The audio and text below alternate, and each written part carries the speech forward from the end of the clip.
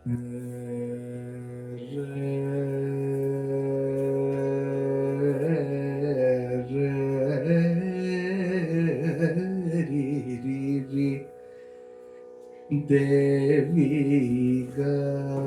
ಗಾಯತ್ರಿ ಸಾಟಿ ದೇವಿ ಗಾಯತ್ರಿ ಸಾಟಿ ದೈವಮೆವರಿಲ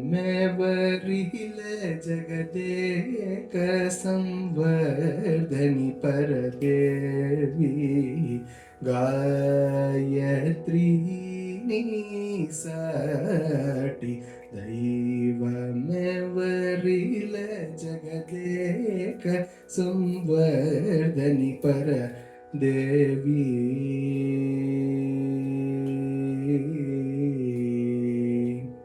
ನೀವೇ ಬ್ರಹ್ಮಮು ನೀವೇ ತ್ರಿಗುಣಮು ನೀವೇ ಸಕಲಮು ನಿಗಮ ಪಂಜರ ಶುಕಿ ದೇವಿ ಗಾಯತ್ರಿ ರವಿಮಂಡಲವಾಸಿನಿ ಸುಹಾಸಿನಿ ಭವತರಣಿ ಮಂದೇಹಾಸುರ ಭಂಜನಿ ನವ ಶಶಿಕಲಾಧರ ಪಂಚ ವರ್ಣಾನನ ನವ ಶಶಿಕಲಾಧರ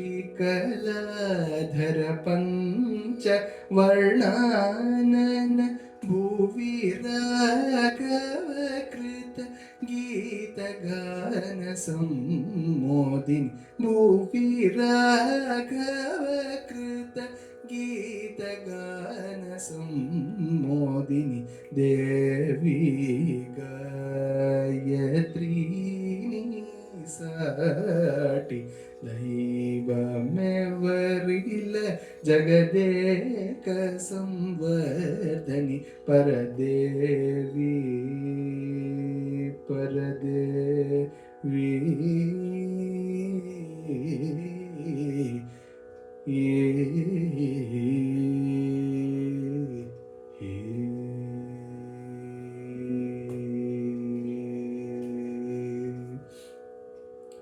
ಎಲ್ಲ ಶರಭ ಚಾರಿತ್ರ್ಯದ ವೀಕ್ಷಕರಿಗೂ ನಮ್ಮ ಇಬ್ಬರ ಕಡೆಯಿಂದಲೂ ನಮಸ್ಕಾರಗಳು ಮತ್ತೆ ಸ್ವಾಗತ.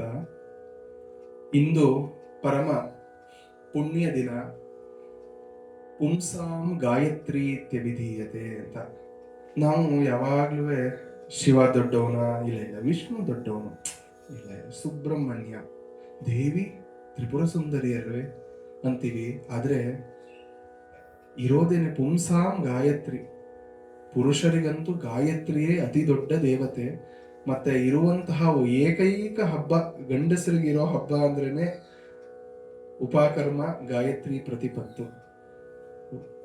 ಅಂತಹ ಶುಭ ದಿನ ಇವತ್ತು, ಗಾಯತ್ರಿ ಪ್ರತಿಪತ್ತಂತಹ ಒಂದು ಒಳ್ಳೆಯ ಸಂದರ್ಭದಲ್ಲಿ ಗಾಯತ್ರಿ ದೇವಿಯನ್ನ ಸ್ಮರಿಸುವಂತಹ ಈ ಕೀರ್ತನೆ ತುಂಬಾ ವಿಶೇಷವಾದ ಕೀರ್ತನೆ. ಯಾಕೆಂದ್ರೆ ಇದು ಓಗಿರಾಲ ವೀರರಾಘವ ಶರ್ಮಾ ಅಂತ ಅವರು ಮಾಡಿರುವಂತಹ ರಚನೆ.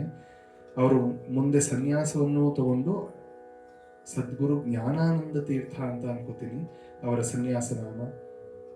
ಅವರು ಗಾಯತ್ರಿ ಉಪಾಸಕರಾಗಿದ್ದು ಸಾಕಷ್ಟು ಕೀರ್ತನೆಗಳನ್ನ ಗಾಯತ್ರಿ ದೇವಿಯ ಮೇಲೆ ಮಾಡಿದ್ದಾರೆ. ಮತ್ತೆ ಅನುಪಲ್ಲವಿಯಲ್ಲಿ ಅವರು ಹೇಳೋ ಹಾಗೆ ಅದ್ವೈತದ ಪರಾಕಾಷ್ಠೆ ನೀವೇ ಬ್ರಹ್ಮಮು ನೀವೇ ತ್ರಿಗುಣಮು ಅಂತ. ಮಾಯಾತು ಪ್ರಕೃತಿಂ ವಿದ್ಧಿ ಮಾಯಿನಂತು ಮಹೇಶ್ವರಂ ಅಂತ. ಮಾಯಿ ಅನ್ನೋಳು ಪ್ರಕೃತಿ, ಆದ್ರೆ ಮಾಯಿ ಅನ್ನೋನು ಮಹೇಶ್ವರನಾಗ್ತಾನೆ ಅಂತ ತ್ರಿಕಾ ಅಂತ ಶೈವಾಗಮ ಕಾಶ್ಮೀರ ಶೈವದಲ್ಲಿ ಹೇಳಿದ್ರೆ, ಇಲ್ಲಿ ಮಾಯೆಯೂ ಅವಳೇ. ಯಾಕೆಂದ್ರೆ ದೇವಿಯ ಸ್ವರೂಪದಲ್ಲಿ ಗಾಯತ್ರಿಯನ್ನ ನೋಡಿದಾಗ ಮಾಯೆ ಆಗ್ತಾಳವಳು.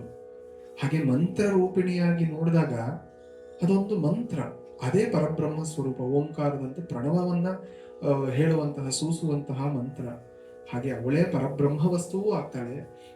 ಬ್ರಹ್ಮವನ್ನ ಆಚ್ಛಾದಿತ ಮಾಡಿರುವಂತಹ, ಶಬಳಿತ ಮಾಡಿರುವಂತಹ ಒಂದು ಮಾಯೆ ಕೂಡ ಅವಳೇ ಆಗ್ತಾಳೆ.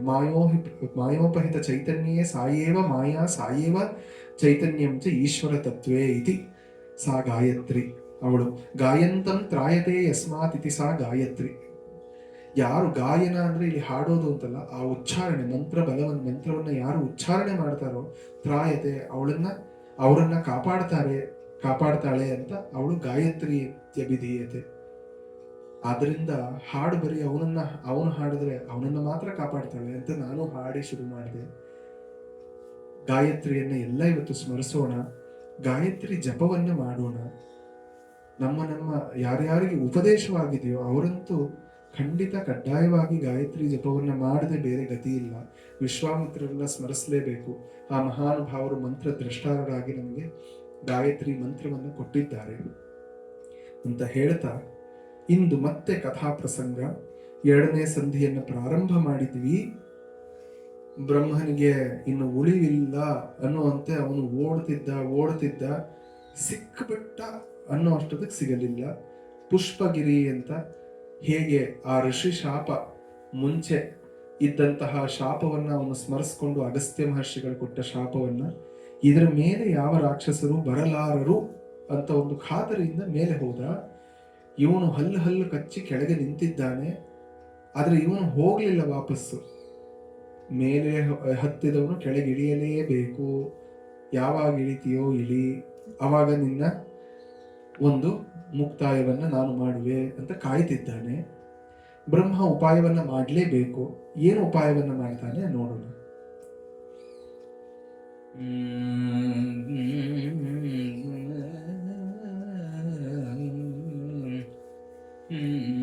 ಗಿರಿಯ ಮೂಲದೊಳ್ಳೆ ಸುರ ತಗಲು ಮುರೆಬುತ್ತವೆ ಕಾದಿರ್ದ ಆಸರಸಿರುಹ ಸಂಭವನ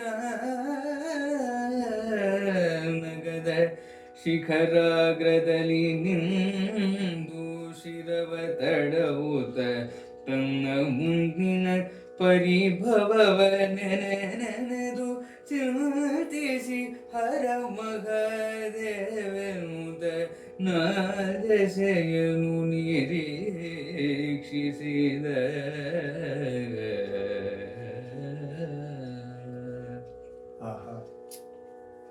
ತನ್ನ ಮುಂದಿನ ಪರಿಭವವನ್ನು ಚಿಂತಿಸಿ, ಮುಂದೆ ಏನು ಮಾಡ್ಬೇಕಿವಾಗ ಅಂತ ಚಿಂತಿಸಿ ಶಿರ ತಡವುತ ಅವನು ನಿಂತಿದ್ದ. ನೆನೆದು ಏನಪ್ಪ ಈ ತರ ಸೋತ್ಬಿಟ್ಟೆ, ಇನ್ ಮುಂದೆ ಏನು ಅಂತ. ಹರ ಮಹಾದೇವ. ಮುಂಚೆ ಎಲ್ಲ ಇದು ಕುಮಾರವ್ಯಾಸನಂತೂ ಹರ ಹರ ಶಿವ ಶಿವ ಎಂದ. ಅದು ವೈಷ್ಣವ ಕಾವ್ಯವಾದರೂ ಅದು ಎಷ್ಟು ಸತಿ ಶಿವ ಶಿವ ಎಂದ ಅಂತಾನೆ ಅಂತ ಗೊತ್ತೇ ಇಲ್ಲ. ಹರ ಮಹಾದೇವೆಂದ ಇದು ಬರೋದೇನೆ. ಮುಂಚೆ ಎಲ್ಲ ರಾಮ ರಾಮ, ಶಿವ ಶಿವ, ಕೃಷ್ಣ ಕೃಷ್ಣ, ಗೋವಿಂದ ಇದೆಲ್ಲ ಇದ್ದಿತ್ತು. ಇವಾಗ ನಾವು ಅದನ್ನೆಲ್ಲ ಬಿಟ್ಟು ಅಯ್ಯೋ ಅನ್ನೋದಕ್ಕೆ ಬಂದ್ಬಿಟ್ಟಿದೀವಿ. ಅದು ಏನು ಮಾಡೋದು? ಅದನ್ನು ಅಯ್ಯೋ ಅನ್ನೋದ್ರಲ್ಲೂ ಒಂದು ತತ್ವವನ್ನು ನೋಡ್ಕೊಂಡ್ರೆ ಅದುವೇ ಶಿವನ ಹೆಸರು ವಿಷ್ಣುವಿನ ಹೆಸರು ಆಗುತ್ತೆ, ಏನ್ ಚಿಂತಿಲ್ಲ. ಆತರ 4 ದೆಸೆಯನ್ನು ನಿರೀಕ್ಷಿಸ, 4 ದಿಕ್ಕನ್ನು ನೋಡ್ತಿದ್ದಾನಂತೆ. ಎಷ್ಟು ಯೋಚಿಸ್ಬೇಕು, ಅದಕ್ಕೆ ಇವರು ಯೋಚಿಸಿ ಸಾರ ಮತಿಯಲ್ಲಿ ಹಾಡಿದ್ದಾರೆ. ಎಲ್ಲ ಮತಿಯ ಸಾರವನ್ನ ತಗೊಂಡು ಯೋಚಿಸ್ಬೇಕಲ್ಲ ಅವನು. ಇಲ್ಲದಿದ್ರೆ ಬರುತ್ತೆಯೇ, ಒಂದು ಯೋಜನೆ ಬೇಕಲ್ವಾ ಇನ್ನು ಮುಂದೆ ಏನು ಮಾಡೋದು ಅಂತ. ಆ ಗಿರಿಯ ತುದಿಯಲ್ಲಿ ಇವನು ಹಲು ಮುರಿಯುತ್ತಾ ಕಾಯ್ತಿದ್ದಾನೆ, ಹಲ್ಲು ಕಚ್ಕೊಂಡು ಕಾಯ್ತಿದ್ದಾನೆ. ಬಾ ನೀನ್ ಕೆಳಗೆ ಮಾಡ್ತೀನಿ ಅಂತ. ಈ ಸರಸಿರುವ ನಗರದ ಆ ಪರ್ವತದ ಶಿಖರದಲ್ಲಿ ನಾ ಬರಲ್ಲ ಅಂತ ಮೇಲೆ ನಿಂತಿದ್ದಾನೆ. ಅದ್ರ ಬರಲ್ಲ ಅಂದ್ರೆ ಎಷ್ಟು ದಿನ ಅಲ್ಲೇ ಇದ್ಬಿಡಕ್ಕಾಗತ್ತೆಯೇ? ನಮ್ಮಂಥವ್ರಾಗಿದ್ರೆ ಮುಗಿದೋಗ್ತಿತ್ತು ಆಯಸ್ಸು, ಎಷ್ಟಾದ್ರೂ ಒಂದು 89 ವರ್ಷ. ಇವನಿಗೆ ಪಾಪ ಆಯಸ್ಸು ಹೋಗ್ತಾ ಇರುತ್ತೆ, ಎಷ್ಟು ದಿನ ಅಂತ ಇರ್ತಾನೆ ಅಲ್ಲಿ. ಏನಪ್ಪ ಮಾಡ್ಲಿ ಅಂತ ನೋಡಿ ಶಿರ ತಡವುತ. ನಾವು ಯೋಚಿಸ್ತಾ ತಲೆ ಕಿಡ್ಕೊಂಡು ಇವು ಏನ್ ಮಾಡೋದು ಅಂತೀವಲ್ಲ. ಸ್ವಾರಸ್ಯ ಅಂದ್ರೆ ಇವನು 4 ತಲೆ ಕಿರೀತಿದ್ದಾನೆ ಒಟ್ಟಿಗೆ. ಶಿರ ತಡವುತ 4 ತಲೆಗಳನ್ನು ಕೆರ್ಕೊಂಡು 4 ದಿಕ್ಕುಗಳನ್ನು ನೋಡ್ಕೊಂಡು ಏನ್ ಮಾಡೋದು ಅಂತ ಯೋಚಿಸ್ತಿದ್ದಾನೆ.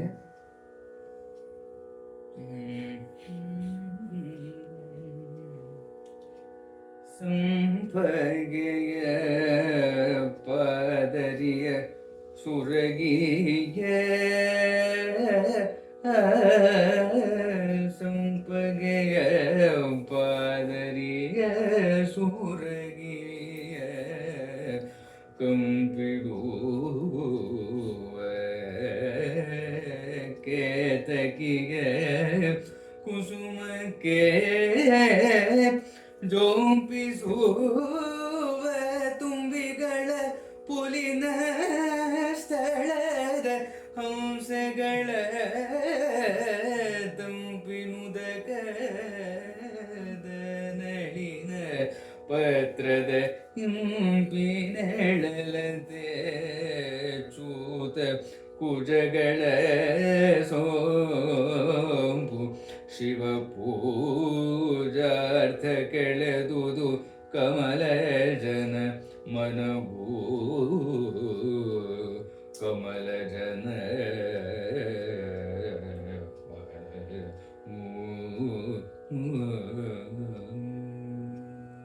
ಆಹಾ, ಅವನಿಗೆ ಇಷ್ಟಿಷ್ಟು ಅಟ್ಟಿಸ್ಕೊಂಡು ಬಂದಿದ್ದಾನೆ, ಈಗಲೂ ಬೆನ್ನು ಬಿಡದ ಬೇತಾಳದ ಥರ ಕೆಳಕ್ಕೆ ನಿಂತಿದ್ದಾನೆ.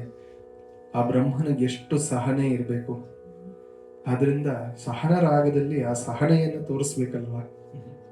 ಅಷ್ಟೇ ಅಲ್ಲ, ಈಗ ನೋಡಿ ಎಷ್ಟು ಚೆನ್ನಾಗಿದೆ ಆ ಆಂಬಿಯಾನ್ಸ್ ಅಂತೀವಲ್ಲ. ಏನೇ ಆಗ್ಲಿ, ಹಾಡು ಎಷ್ಟೋ ಸತಿ ನಮ್ಮನ್ನ ಹಾಡಕ್ಕೆ ಕರೀತಾರೆ ಸಂಗೀತ ಕಚೇರಿಗಳಿಗೆ. ಆ ಜಾಗ ನೋಡಿದ್ರೆ ನಿಜವಾಗ್ಲೂ ದೇವರೇ ಕಾಪಾಡು, ಇಲ್ಲಿಂದ ನಮ್ಮನ್ನು ಬೇಗ ಪಾರು ಮಾಡಿಬಿಡು ಅನ್ಸುತ್ತೆ. ಹಾಡುವಂತಹ ಯಾವ ಮನಸ್ಸು ಬರಲ್ಲ. ಎಲ್ಲೋ ಉಪನ್ಯಾಸ ಅಂತ ಕರೀತಾರೆ, ಎಲ್ಲರೂ ಮಾತಾಡ್ತಾ ಕವ ಕವ ಕವ ಕವ ಅಂತಿರ್ತಾರೆ. ನಾವು ಏನನ್ನ ಮಾತಾಡೋದು? ಅಯ್ಯೋ, ಮಾತಾಡಿದ್ರೂ ತಪ್ಪಾಗತ್ತೆ, ಮಾತಾಡದಿದ್ರೂ ತಪ್ಪಾಗತ್ತೆ. ಏನು ಮಾಡೋದು? ಹೇಗೆ ತಪ್ಪಿಸ್ಕೊಳ್ಳೋದು? ಎಷ್ಟು ಬಂದು ಏನು ಪ್ರಿಪೇರ್ ಮಾಡ್ಕೊಂಡು ಹೋದ್ರು ಅಲ್ಲಿ ಮಾತು ಬರಲ್ಲ, ಹಾಡಕ್ಕೂ ಆಗಲ್ಲ. ಇದರಿಂದ ಅಧೋಗತಿ ಅಂದ್ರೆ ನೃತ್ಯ ಪ್ರದರ್ಶನ. ಎಲ್ಲರೂ ಕೈಯಲ್ಲಿ ಒಂದು ದೊನ್ನೆ ಹಿಡ್ಕೊಂಡು ಕೂತು ಏನು ಇವಾಗ ಯಾವ ಡ್ಯಾನ್ಸು ಅಂತಾರೆ.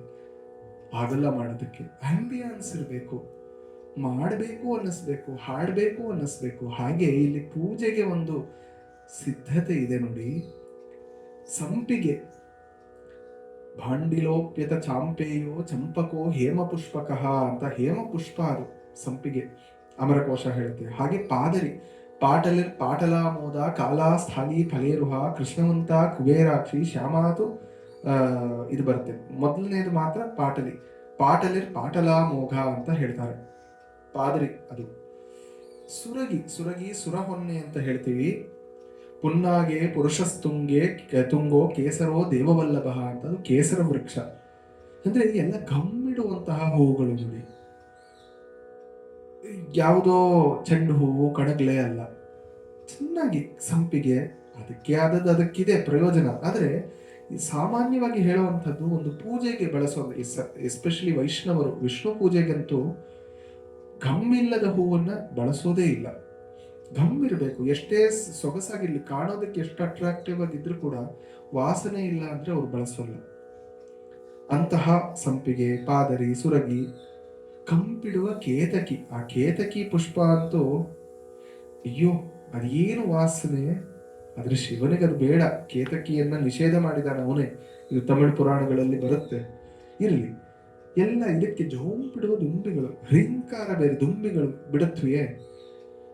ಇದರಿಂದಲೇ ವ್ಯಾಘ್ರಪಾದ ಮಹರ್ಷಿಗಳು ಶಿವನಿಗೆ, ಚಿದಂಬರೇಶನಿಗೆ ಪೂಜೆ ಮಾಡಬೇಕು ಅಂದಾಗ, ನಾನು ಹೋಗಿ ಆ ಹೂವನ್ನ ತಗೊಳಕ್ ಮುಂಚೆ ಈ ದುಂಬಿ ಹೋಗಿ ಮಕರಂದವನ್ನ ಹೀರ್ಬಿಡುತ್ತೆ.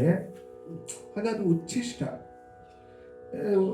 ಎಂಜಿಲು ಹೂವನ್ನ ನಾನು ಹೆಂಗೆ ಶಿವನಿಗೆ ಕೊಡೋದು ಅಂತ ತಪಸ್ ಮಾಡಿ ಹುಲಿ ಕಾಲನ್ನ ತಗೊಂಡ್ರಂತೆ. ಬೆಳಿಗ್ಗೆ ಈ ದುಂಬಿ ಹೇಳೋದಕ್ಕೆ ಮುಂಚೆ ಇವರು ಎದ್ದು ಓಡಿ ಹೋಗಿ ಬೇಗ ಆ ಹೂವನ್ನು ಕಿತ್ಕೊಂಡು ಬಂದ್ಬಿಡೋದಂತೆ. ಆ ದುಂಬಿ ಕೂಡ ಅದರ ವಾಸನೆಯನ್ನಾಗ್ಲಿ ಮಕರಂದವನ್ನಾಗ್ಲಿ ಹೀರೋಕ್ ಮುಂಚೆ. ಹಾಗೆ ದುಂಬಿಗಳು ಬಿಡುತ್ತವೆ, ಎಲ್ಲಾ ಕಡೆ ಇದೆ.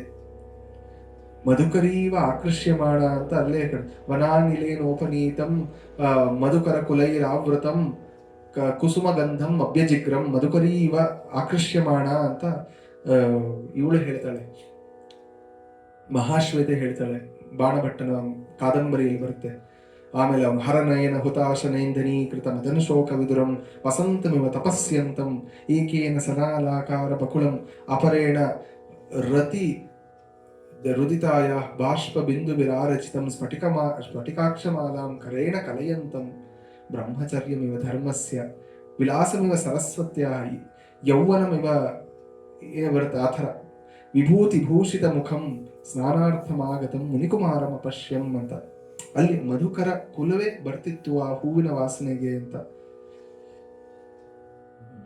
ಹಾಗೆ ಇರುವಂತಹ ಎಲ್ಲ ದುಂಬಿಗಳು. ಅಷ್ಟೇ ಅಲ್ಲ, ಪುಲಿನ ಸ್ಥಳ ಸ್ಯಾಂಡಿ ಬ್ಯಾಂಕ್ಸ್ ಚೆನ್ನಾಗಿದೆ.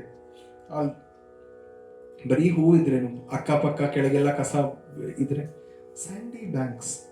ಕಾಳಿಂದಿ ಪುಲಿನೋದರೆ ಕಿಮಪಿಯನ್ ನೀಲೋ ಮಹೋಧಾವತಿ ಅಂತ ಮಧುಸೂದನ ಸರಸ್ವತಿಗಳು ಹೇಳ್ತಾರೆ. ಪುಲಿನೋದರ, ಪುಲಿನ ಸಿಕತ ಅಂತ ಹೇಳ್ತೀವಲ್ಲ, ಅದು ತುಂಬಾ ಚೆನ್ನಾಗಿರುವಂಥದ್ದು. ಹಂಸೆಗಳು, ಅಲ್ಲಿ ಹಂಸ ಪಕ್ಷಿಗಳು ಹಂಗೆ ಹಿಂಗೆ, ಅವು ಹಾರಾಡಲ್ಲ, ಸುಮ್ಮನೆ ಹಿಂಗೆ ನೀರ್ ಮೇಲೆ ತೇಲ್ತಾ ಇರುತ್ತವೆ. ಸ್ಟಿಲ್ ಆಗಿದೆ, ಕಾಮ್ ಆಗಿದೆ, ಪ್ರಿಸ್ಟೈನ್ ಆಗಿದೆ.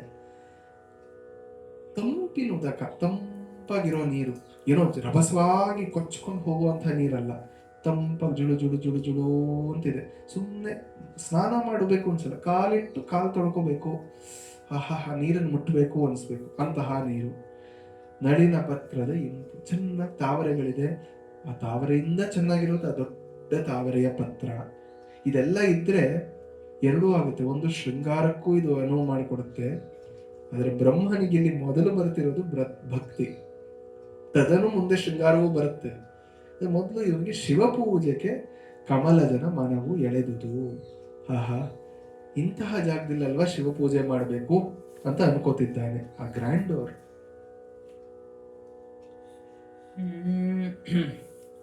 ಸುತ್ತ ಬೆಳೆದಿಹ ಫಣಿ ನಕುಲ ಕೂಲ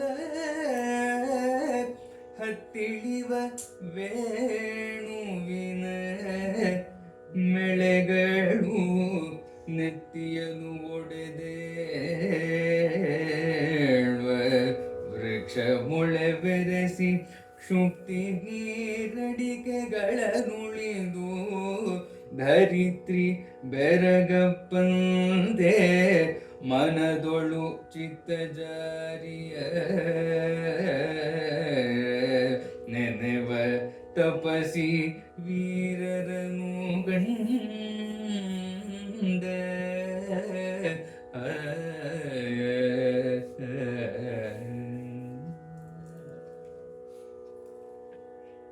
ಆಹಾ, ಏನನ್ನ ಹೇಳೋದು ಏನನ್ನ ಬಿಡೋದು ಅಂತ ಕೆಲವು ಸತಿ ತುಂಬಾ ಇದಾಗುತ್ತೆ. ಇಲ್ಲಿ ನೋಡಿ ಹೆಂಗಿದೆ, ಸುತ್ತಲೂ ಬೆಳೆದಿಹ ಫಣಿ ನಕುಲ ಕುಲ. ನಕುಲ ಅಂದ್ರೆ ಮುಂಗೂಸಿ, ಮಾಂಗೂಸ್ ಏನ್ ಹೇಳ್ತೀವಿ, ಹಾಗೆ ಫಣಿ ಹಾವು, ಫಣಾಸ್ಯ ಅಸ್ತಿ ಇತಿ ಫಣಿ. ಇದೆರಡು ತದ್ವಿರುದ್ಧ.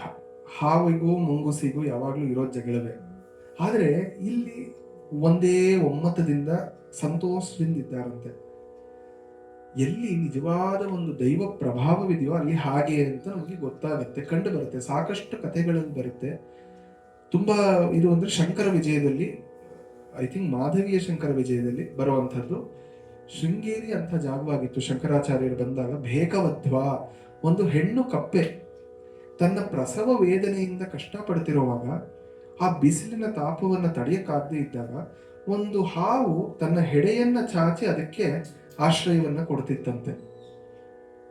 ಎಲ್ಲಿ ಕಾಣಕ್ಕಾಗುತ್ತೆ? ಆ ಹಾವಿಗೆ ಭೋಜನವೋ ಭೋಜನ ಅಂತ ತಿಂದು ಹೋಗೋದೇ ಗೊತ್ತು. ಅದನ್ನ ನೋಡಿ ಶಂಕರಾಚಾರ್ಯರು ಈ ಪರಸ್ಪರ ನೈಸರ್ಗಿಕ ಪ್ರಾಕೃತಿಕ ವೈರುಧ್ಯ ಎಲ್ಲಿದೆಯೋ ಅವರು ತಮ್ಮ ವೈರುಧ್ಯವನ್ನು ಬಿಟ್ಟು ಇಲ್ಲಿ ಸಹಬಾಳ್ವೆಯನ್ನು ತಗೊಂಡಿದ್ದಾರೆ. ಅಂದ್ರೆ ಇದು ತುಂಬಾ ಒಂದು ಪುಣ್ಯ ಕ್ಷೇತ್ರ ಅಂತ ಅಲ್ಲಿ ಶ್ರೀಚಕ್ರವನ್ನ ಪ್ರತಿಷ್ಠಾಪನೆ ಮಾಡಿ ನಮ್ಮ ಇವತ್ತಿನ ಶೃಂಗೇರಿ ಶಾರದಾ ಪೀಠವನ್ನ ಪ್ರತಿಷ್ಠಾಪಿಸಿದರು ಅಂತ ಕಥೆಯಲ್ಲಿ ಬರುತ್ತೆ. ಹಾಗೆ ಇವರು ಹಾಡಿದ ರಾಗ ಆಹಿರಿ, ಆಹರಿ ಅಥವಾ ಆಹಿರಿ. ಯಾಕೆ ಅಂದ್ರೆ ನಾನೇ ಹೇಳಿದ್ದೆ ಇದನ್ನ ಹಾಡಿ ಅಂತ. ಯಾಕೆ? ಹತ್ತಿಳಿಯುವ ವೇಣುವಿನ ಮೆಳೆಗಳು. ನೋಡಿ, ವೇಣು ಅಂದ್ರೆ ಬೊಂಬು, ಬಿದಿರು, ಬಿದಿರಿನ ಗಿಡಗಳು ಇದೆ. ಈ ಬಿದಿರಿನ ಗಿಡಗಳು ಇದನ್ನ ಈ ಕಾರ್ಯಕ್ರಮವನ್ನ ಆಯೋಜನೆ ಮಾಡಿರೋರೇ ಒಬ್ರು ಅಗ್ರಿಕಲ್ಚರಲ್ ಎಕ್ಸ್ಪರ್ಟ್ ಚಂದ್ರಕಾಂತ್ ಅವರು. ಅವ್ರ ಮುಂದೆ ನಾನು ಹೇಳಿದ್ರೆ ನಗಿತಾರವರು, ಆದ್ರೂ ಬೇರೆಯವ್ರಿಗೆ ಅಂತ ಹೇಳ್ತಿದ್ದೀನಿ. ಈ ಬಿದಿರು ಅನ್ನೋದು it is the longest grass ಫ್ಯಾಮಿಲಿಗೆ ಸೇರುವಂಥದ್ದು ಇದು. ಮತ್ತೆ ಇದರ ಸ್ಪೆಷಾಲಿಟಿ ಏನು ಅಂದ್ರೆ ಆಲ್ಮೋಸ್ಟ್ ಆಲ್ ಬ್ಯಾಂಬೂ ಇದು ಮೇಲಕ್ಕೆ ಹೋಗಿರುತ್ತೆ ವಿತ್ ಸನ್ಲೈಟ್. ರಾತ್ರಿ ಹಿಂಗೆ ಕೆಳಗಿದಾಗುತ್ತೆ, they will bend down and with the sunlight they will again go up like that. ಸಾಕಷ್ಟು ಬಿದ್ರು, ಎಲ್ಲ ಅಂತ ಹೇಳಕ್ಕಾಗಲ್ಲ ನಾನು, ಸಾಕಷ್ಟು ಎಸ್ಪೆಷಲಿ ಈ ಹಿಮಾಲಯ ಅಂತ ಜಾಗದಲ್ಲಿರುವಂಥದ್ದು. ಅದನ್ನೇ ಇಲ್ಲಿ ಅವರು ಹತ್ತಿ ಇಳಿಯುವ ವೇಣುವಿನ, ವೇಣು ಅಂದ್ರೇನೆ ಬ್ಯಾಂಬು, ಅದ್ರಲ್ಲಿ ಮಾಡೋದ್ರಿಂದ ನಾವು ಕೊಳಲನ್ನು ವೇಣು ಅಂತೀವಿ. ಹತ್ತಿ ಇಳಿಯೋದು, ಮೇಲೆ ಕೇಳೋದು, ಮತ್ತೆ ಆ ಸೂರ್ಯನ ಜೊತೆ ತಿರುಗಿ ಕೆಳಗೆ ಇಳಿಯೋದು.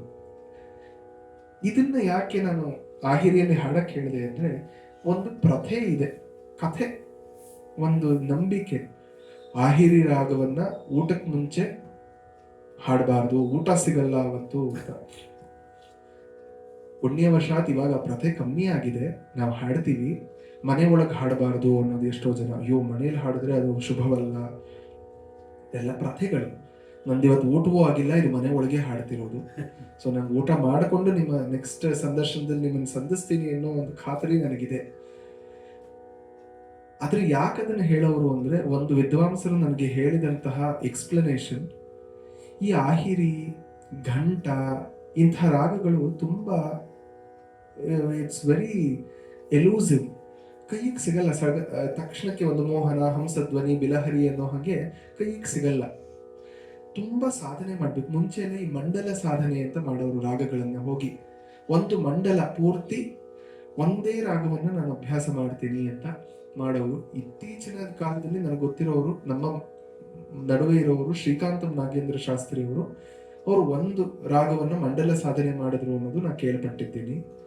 ಹೀಗೆ ಮಾಡುವಾಗ ಓರ್ವ ವಿದ್ವಾಂಸರು ಏನ್ ಮಾಡಿದ್ದಾರೆ ಅಂದ್ರೆ, ಈ ಆಹಿರಿಯನ್ನ ನಾ ಮಂಡಲ ಸಾಧನೆ ಮಾಡಬೇಕು ಅಂತ ತಗೊಂಡು ಹೋದ್ರಂತೆ. ಏನ್ ಮಾಡಿದ್ದಾರೆ ಅವರು, ನಿರ್ಜನ ಪ್ರದೇಶ ಬೇಕು ಅಂತ ಮನೆಯಿಂದ ದೂರ ಹೋಗಿ ಒಂದು ಕಾಡಿನ ಪ್ರದೇಶಕ್ಕೆ ಹೋಗಿ ಅಲ್ಲಿ ಕೂರೋರಂತೆ. ಪ್ರಾತಃ ಕಾಲ, ಇದು ಯಾವಾಗ ಅಭ್ಯಾಸ ಮಾಡಬೇಕು, ಯಾವುದೇ ರಾಗವಾಗ್ಲಿ, ಈ ರಾಹಿರಿಗಂತೂ ಪ್ರಾತಃ ಇಂದ ಉಷಃಕಾಲ, ಆ ಪ್ರಭಾತ ಅಂತ ಏನು ಹೇಳ್ತೀವಿ, ಅರುಣೋದಯಕ್ಕೆ ಮುಂಚೆ ಬ್ರಾಹ್ಮಿ ಮುಹೂರ್ತ ಹೋಗೋರಂತೆ. ಶುಚಿರ್ಭೂತರಾಗಿ ಎಷ್ಟೊತ್ತಾಗುತ್ತೆ ಅಂತ ಗೊತ್ತಿಲ್ಲ, ಪಾಥೇಯ ತಿನ್ನಕ್ಕೆ ಊಟವನ್ನ ತಗೊಂಡು ಹೋಗಿ ಆ ಬಿದಿರಿಗೆ ಕಟ್ಟಿರೋರಂತೆ. ಅಲ್ಲಿ ಬಿದಿರು ಹಿಂಗೆ ಕೆಳಗೆ ಬಂದಿರೋದು, ಇವರು ಅದಕ್ಕೆ ಕಟ್ಟಿಬಿಟ್ಟು ಇವರು ಪ್ರಾಕ್ಟೀಸ್ ಶುರು ಮಾಡೋರು. ಇವರು ಅಭ್ಯಾಸ ಮುಗಿಸುವಷ್ಟೊತ್ತಿಗೆ ಒಂದು 10-10:30 ಪ್ರಕಾಶ ಸೂರ್ಯ ಬಂದಿರೋನು. ಆಹಾ ಹೊಟ್ಟೆ ಹಸಿತಿದೆ ಅಂತ ನೋಡಿದ್ರೆ ಆ ಬಿದಿರು ಅಲ್ಲಿಗೆ ಹೋಗ್ಬಿಟ್ಟಿರೋದು, ಮೇಲೆ ಹತ್ತು ಬಿಟ್ಟಿರೋದು. ಪ್ರತಿದಿನ ಹೀಗಾಗಿ ಆ ಅಭ್ಯಾಸವನ್ನೇ ಅವ್ರು 3-4 ದಿನದಲ್ಲಿ ಬಿಟ್ಟು ಬಿಟ್ರಂತೆ ಆಹಿರಿಯನ್ನ. ಅದಕ್ಕೆ ಆಹಿರಿಯನ್ನ ಹಾಡಿದ್ರೆ ಊಟ ಸಿಗಲ್ಲ ಅಂತ ಒಂದು ಪ್ರಥೆ ಬಂತು ಅಂತ ನಾನು ಕೇಳಿದ್ದೆ. ಆದ್ರಿಂದ ಇನ್ನು ಆಹಿರಿಯಲ್ಲೇ ಹಾಡಿಸೋಣ ಅಂತ ಇತ್ತು. ಮತ್ತೆ ನೆತ್ತಿಯನ್ನು ಒಡೆದೇಳುವ ವೃಕ್ಷ ಮೊಳೆ ಬೆರಸಿ, ಇವನು ಯಾವ ಮಟ್ಟಿಗೆ ಇವಾಗ ಧ್ಯಾನ ಮಾಡ್ತಿದ್ದಾನೆ ಅಂದ್ರೆ, ಶಿವಪೂಜೆ ಅಂದ್ರೆ ಸಾಮಾನ್ಯವಲ್ಲ. ಇಲ್ಲೆಲ್ಲ ಋಷಿ ಮುನಿಗಳು ಇದ್ದಾರೆ ಅಂತ ನೋಡ್ತಿದ್ದಾನೆ, ಅವನು ಒಂದು ಇದನ್ನ ಮಾಡ್ತಿದ್ದಾನೆ. ಬೆರಗಪ್ಪಂತೆ ಮನದೊಳು ಚಿತ್ತಜಾರಿಯ ನೆನೆವ ತಪಸಿ ಈ ವೀರರನ್ನು ಕಂಡ. ಯಾರನ್ನ ಬ್ರಹ್ಮ ಇವಾಗ ಅವನೊಬ್ಬನೇ ಅಲ್ಲ, ಅವನಿಗೆ ಇನ್ನು ಶಿವಪೂಜೆ ಮಾಡೋಣ ಅಂತ ಮನಸ್ಸು ಬರ್ತಿದೆ. ಅಷ್ಟು ಜನ ತಪಸ್ವಿಗಳಾಗ್ಲೇ ಇದ್ದಾರೆ. ನೋಡ್ತಿದ್ದಾನೆ, ತಮ್ಮ ನೆತ್ತಿಯಿಂದ ಮೊಳಕೆ ಎದ್ಬಿಟ್ಟು ವೃಕ್ಷಗಳು ಬಂದಿದೆಯಂತೆ. ಅಂದ್ರೆ ಕೂತು ಬಿಟ್ಟಿದ್ದಾರೆ, ಅವ್ರಿಗೆ ಏನಾಗ್ತದೆ ಗೊತ್ತಿಲ್ಲ. ಸುತ್ತಲೂ ವಾಲ್ಮೀಕ ಬೆಳ್ಕೊಳ್ತು ಅಂತ, ಅದಕ್ಕೆ ವಾಲ್ಮೀಕಿ ಅಂತ ಹೆಸರಲ್ವಾ. ರಾಮಾಯಣವನ್ನ ಬರೆದವರು, ಅವ್ರ ಹೆಸರೇನು ಅಂತ ಬೇರೆ ಬೇರೆ ಇದಿದೆ. ಅವರೊಬ್ರು ಬೇಟೆಗಾರರಾಗಿದ್ರು ಅಂತ ಹೇಳ್ತಾರೆ, ವ್ಯಾಧ ಆಗಿದ್ರು ಅಂತ, ರತ್ನಾಕರ ಅಂತ ಹೆಸರು ಅಂತ ಹೇಳ್ತಾರೆ. ವಾಲ್ಮೀಕ ಬೆಳೆದಿದ್ರಿಂದ ವಾಲ್ಮೀಕಿ ಆಗ್ತಾರೆ ಅವರು. ಇದನ್ನ ನಾವು ಜಂಬುಕೇಶ್ವರರ ಕಥೆಯಲ್ಲೂ ನೋಡ್ತೀವಿ. ನಮ್ಮ 5 ಪಂಚಭೂತ ಲಿಂಗಗಳು ಏನಿದೆ ತಮಿಳುನಾಡಿನಲ್ಲಿ, ಅದರಲ್ಲಿ ಅಪ್ಪುಲಿಂಗ ಇಲ್ಲ ಜಲಲಿಂಗ ಅನ್ನೋದು ಜಂಬುಕೇಶ್ವರ ಕ್ಷೇತ್ರದಲ್ಲಿದೆ. ಜಂಬುಕೇಶ್ವರ ಮತ್ತೆ ಅಖಿಲಾಂಡೇಶ್ವರಿ, ತಿರುವಾನೈಕಾವಿಲ್, ಕಾವಲ್ ಅಲ್ಲ, ಕೋಯಿಲ್ ಅಲ್ಲ, ತಿರುವಾನೈಕ ಅದರ ಸರಿಯಾದ ಹೆಸರು. ಅಲ್ಲಿ ಆನೆಕಾವಲಲ್ಲಿ ಅದು ಜಂಬುಕೇಶ್ವರ ಅಂತ ಯಾಕೆ ಹೆಸರು ಬಂತು ಅಂದ್ರೆ, ಜಂಬು ಅಂತ ಒಂದು ಮಹರ್ಷಿ ಅಲ್ಲಿ ತಪಸ್ ಮಾಡಿದ್ರು. ಯಾವ ಮಟ್ಟಕ್ಕೆ ಅಂದ್ರೆ, ಅವರ ತಲೆ ಮೇಲಿಂದ ಒಂದು ಜಂಬೂ ವೃಕ್ಷ ಬಂತಂತೆ. ಆ ಮಟ್ಟಕ್ಕೆ ಅವರು ತಪಸ್ ಮಾಡಿದ್ರು ಅಂತ ಅದಕ್ಕೆ ಜಂಬುಕೇಶ್ವರ ಅಂತ ಹೆಸರು. ಹಾಗೆ ಇಲ್ಲೂ ನೋಡ್ತಿದ್ದೇವೆ. ಕ್ಷುತ್ ಪಿಪಾಸ, ನೀರಡಿಕೆ, ಹೊಟ್ಟೆ ಹಸಿವು ಎಲ್ಲವನ್ನೂ ಬಿಟ್ಟು ಆ ಭೂಮಿಯೇ ಬೆರಗಾಗುವಂತೆ ತಪಸ್ ಮಾಡ್ತಿರುವಂತಹ ತಪಸ್ವಿ ಶೂರರು, ಚಿತ್ತಜಾರಿ, ಅವರೆಲ್ಲ ಶಿವ ತಪಸ್ಸನ್ನ ಮಾಡ್ತಿರುವಂತಹ ಶೂರರನ್ನ ಈ ಬ್ರಹ್ಮ ಕಾಣ್ತಾನೆ.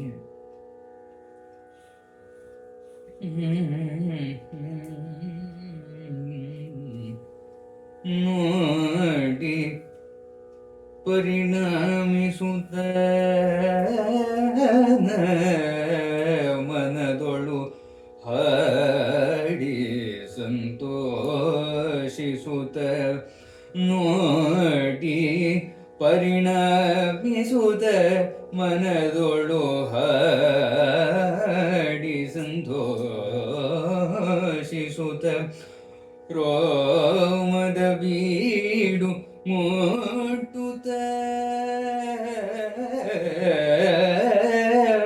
ಪುಳಕ ಜಲದೊಳಗ ನಲಿಗುತ್ತ ಡುತ್ತವೆ ಮನದೊಳಗೆ ಮೃಡದನು ಕೂಡಿ ಟಿಪುವನು ಗೆಲಿವ ಪುತ್ರನ ಬೇಡುವನು ತಾನೆನುತ ಕಮಲಾಸನನು ಚಿಂತಿಸಿದ, ಕಮಲಾಸನನು ಚಿಂತಿಸಿದ.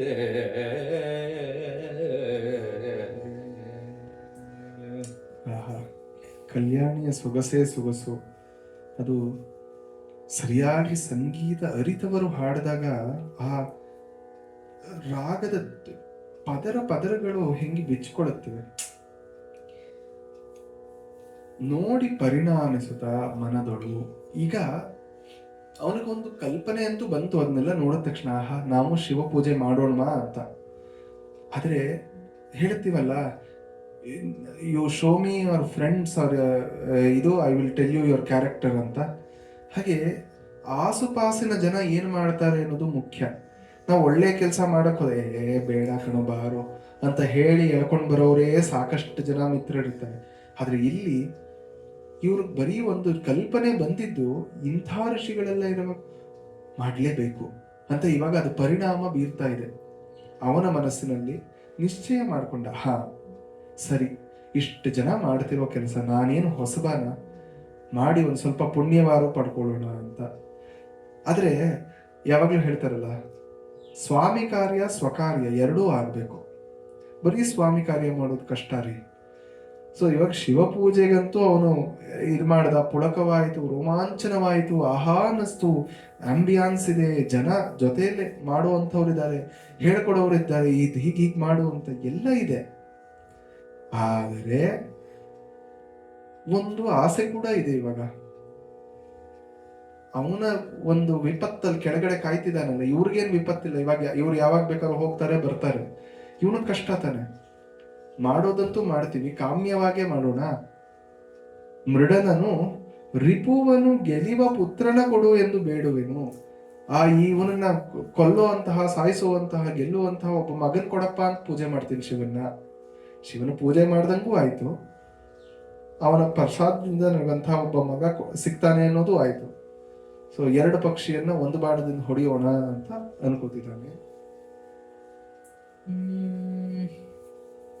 ಅಲುದೇತಕ್ಕೆ ಶಿವನ ಪೂಜೆಯ ನೆಲೆಯೊಳಲ್ಲದೆ ಇವನ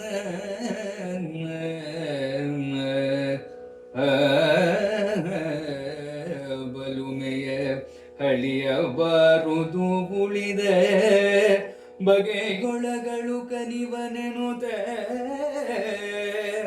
ದಲಜ ಸಂಭವನ ಕ್ಷಣವೇ ಒಲಿದು ತಕ್ಕಿರಿ ವೃತ್ತಿಕೆಗಳ ಮಲಗರ ಮನದ ಲಿಂಗಾಂಕಿತವ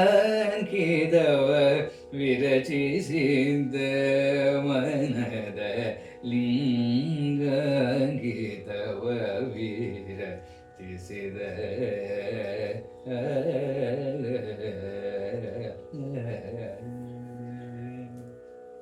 ಲಿಂಗಾಂಕಿತವ ವಿರಚಿಸಿದ, ಒಂದು ಲಿಂಗವನ್ನ ಮಾಡ್ತಾನೆ.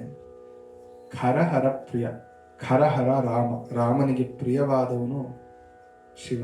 ಖರಹರ ಪ್ರಿಯ, ಇಲ್ಲ ಕಟಪಯಾದಿ ಬಿಟ್ರೆ ಹರಪ್ರಿಯ, ಖರ ಬಿಟ್ಬಿಟ್ರೆ ಹರಪ್ರಿಯ. ಇನ್ಯಾಕೆ ಯೋಚನೆ ಆಯ್ತು? ಯಾಕೆಂದ್ರೆ ಇವಾಗ ನೋಡಿ, ಕಾಮ್ಯವೇ ಜಾಸ್ತಿ ಆಗೋಯ್ತು. ಮೊದಲು ಬರೀ ಶಿವ ಪೂಜೆ ಮಾಡೋಣ ಅಂತ ಹೊರಟವನು ಒಂದು ಛೋಟೀಸಿ ಆಶಾ ಮಧ್ಯೆ ಬಂತು. ಇವಾಗ ಆಸೆನೆ ದೊಡ್ಡದಾಗೋಯ್ತು. ಗಿರಿರ್ ಮಹಾನ್ ಗಿರೇರಬ್ಧಿ ಮಹಾನ್ ಅಬ್ಧೇರ್ ನಭೋ ಮಹತ್ ನಭಸೋಪಿ ಮಹತ್ ಬ್ರಹ್ಮ ತಥೋಪ್ಯಾಶಾ ಗರಿಯಸಿ. ಬೆಟ್ಟ ದೊಡ್ಡದು ಕಣ್ರಿ, ಬೆಟ್ಟದಿಂದ ದೊಡ್ಡದು ಸಮುದ್ರ, ಅಯ್ಯೋ ಸಮುದ್ರದಿಂದ ದೊಡ್ಡದು ಆಕಾಶ, ಆಕಾಶದಿಂದ ದೊಡ್ಡದು ಅದೇನೋ ಪರಬ್ರಹ್ಮ ವಸ್ತು ಅಂತ ಹೇಳ್ತಿರಲ್ಲ, ಸರ್ವವ್ಯಾಪಕ, ಅದು ದೊಡ್ಡದು. ಅದರಿಂದ ದೊಡ್ಡದೊಂದಿದೆ, ಅದು ಮನುಷ್ಯನ ಆಸೆ ಅಂತ ಸುಭಾಷಿತಕಾರ ಹೇಳ್ತಾನೆ. ಆಸೆ ಚಿಕ್ಕದಾಗಿ ಶುರುವಾಗುತ್ತೆ, ಮೊಳಕೆ ಹೊಡೆಯುತ್ತೆ, ಎಷ್ಟು ದೊಡ್ಡದಾಗುತ್ತೆ ಅಂದ್ರೆ ಅದಿಲ್ಲದೆ ಇಲ್ಲ ಅಂತ. ಇವಾಗ ಮುಖ್ಯ ಉದ್ದೇಶ ಅಂತ ಮಗನನ್ನು ಪಡೆಯುವುದು, ಗೌಣ ಉದ್ದೇಶ ಶಿವಪೂಜೆ ಆಗೋಯ್ತು. ಅವನು ಅನ್ಕೋತಿದ್ದಾನೆ, ಅಲ್ಲ ಇನ್ಯಾಕೆ ಬೇರೆ ಯಾವ ಬಗೆಯಲ್ಲಿ ತಂತ್ರ ಮಾಯವಿದ್ಯೆ ಇದ್ಯಾವುದ್ರಲ್ಲೂ ಅವನು ಬಗ್ಗಲ್ಲ, ಅವನಿಗೆ ನನ್ನಿಂದ ಚೆನ್ನಾಗಿ ಗೊತ್ತು ಅದೆಲ್ಲ. ಆ ಮತಂಗ ರಾಕ್ಷಸನಿಗೆ ಆಯ್ತು ಶಿವಪೂಜೆಯನ್ನೇ ಮಾಡ್ಬಿಡೋಣ, ಅದಕ್ಕೆ ಇವನು ಬಗ್ಗಲೇಬೇಕು ಅಂತ ತದ್ಗಿರಿ ಮೃತ್ತಿಕೆಯಲ್ಲಿ, ಮೃತ್ತಿಕೆಯನ್ನು ತಗೊಂಡು ಮಣ್ಣಲ್ಲೇ ಶಿವನನ್ನ ಮಲಹರಾಣ್ಮನ, ಆ ಮಲಹರಾತ್ಮನಾದ ಶಿವನನ್ನ ಮಾಡಿ ಲಿಂಗವಾಗಿ ವಿರಚಿಸಿ ಪೂಜೆಯನ್ನ ಪ್ರಾರಂಭಿಸ್ತಾನೆ.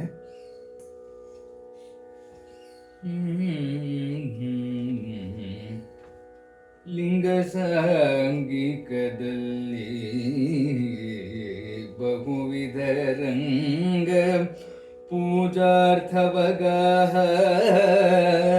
ಲಿಂಗದುಪಚಾರಿಗಳ ನಾನ ವಿಧಿ ವಿಧಾನಗಳ ಸಂಗದ್ಯದವೇ ಮಾಡುವೆ ಸಾಷ್ಟಾಂಗವೆರಗಿಯೇ ಪ್ರಣುತ ನಾಗಿ ಕರಂಗಳನ್ನು ಮುಗಿದೀಶ್ವರನ ನೋಡುತ್ತ ಇಂದಿರ್ದ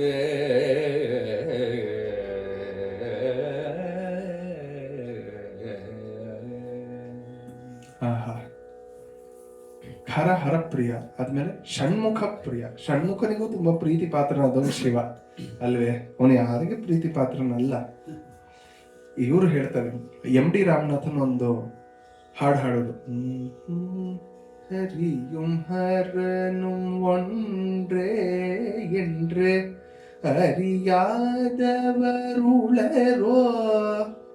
ಹರಿಯು ಹರನು ಒಂದೇ ಅನ್ನೋದನ್ನ ತಿಳಿದೇ ಇರೋರು ಇದ್ದಾರ ಅಂತ ಎಲ್ಲ ಹಾಡ್ಕೊಂಡು ಬರೋರು. ಅವನು ಇವನು ಹಾಗೆ, ಅವನು ಹೀಗೆ, ಇವನು ಹೀಗೆ, ಏನ್ ವ್ಯತ್ಯಾಸ ಹೇಳ್ತೀರಾ ಹುಲು ಮನುಜ ಅಂತ ಹೇಳ್ಕೊಂಡು ಕೊನೆಯಲ್ಲಿ ಇವರು ಹೆಳವನಕಟ್ಟೆ ಗಿರಿಯಮ್ಮ ಹೇಳ್ತಾರೆ, ಈತ ಲಿಂಗ ದೇವ ಶಿವ, ಆತ ರಂಗಧಾಮ ವಿಷ್ಣು, ಮಾತಾಡೋ ಮಂಕು ಮನುಜ, ಮನದ ಅಹಂಕಾರವ ಬಿಟ್ಟು ಮಾತಾಡೋ ಮಂಕು ಮಹಜ ಅಂತ. ಯಾರು ದೊಡ್ಡವನು ಯಾರು ಚಿಕ್ಕವನು ಹೇಳು ಅಂತ.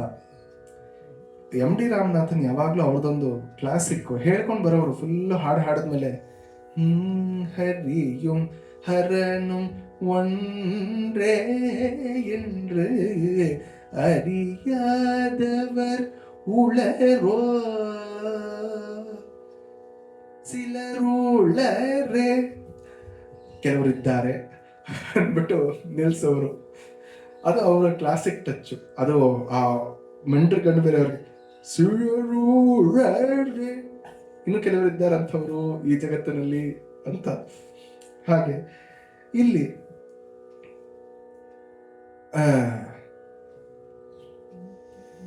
ಒಂದು ಬಹುವಿಧವಾಗಿ ಲಿಂಗದ ಒಡನಾಟದಲ್ಲಿ ಬಹುವಿಧವಾಗಿ ಇವಾಗ ಆದ್ರೆ ಸಾಂಗೋಪಾಂಗವಾಗಿ ಪೂಜೆ ಮಾಡಬೇಕು ಅನ್ನೋದು ಬ್ರಹ್ಮನಿಗಿದೆ.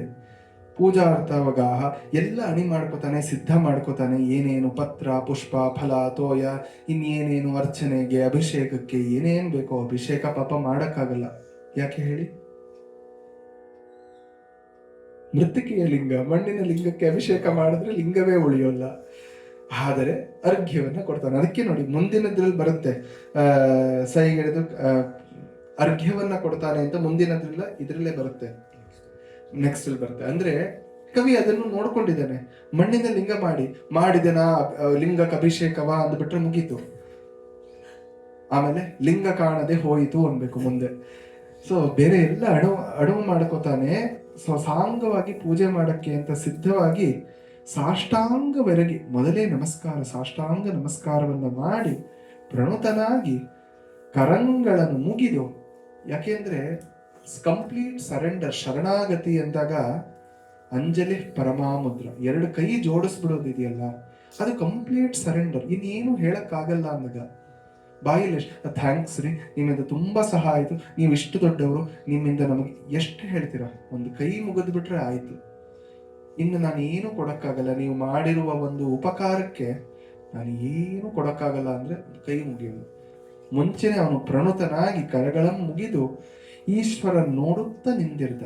ಆ ಈಶ್ವರನ ಲಿಂಗವನ್ನು ನೋಡ್ತಾ ನಿಂತಿದ್ದಾನೆ.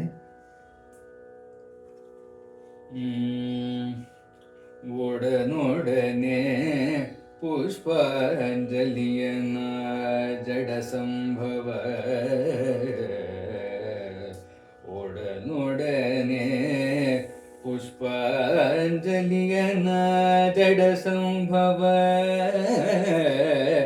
ನೀಡುತ್ತವೆ ಸೈಗೆಡದು ಕೈಯೊಡನೆದು ಪುನರಪಿ ವಂದಿಸುತ್ತೀರ್ದೆ, ಪುನರಪಿ ವಂದಿಸುತ್ತೀರ್ದೆ,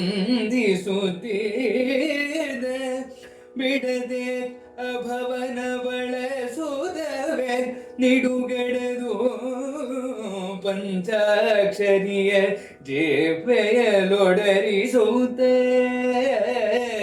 ಶಿವನಾಮವನು ಮಿಗೆ ಹೊಗಳಲನುವ, ಶಿವನಾಮವನು ಮಿಗೆ ಹೊಗಳಲನುವ ಭನುವ.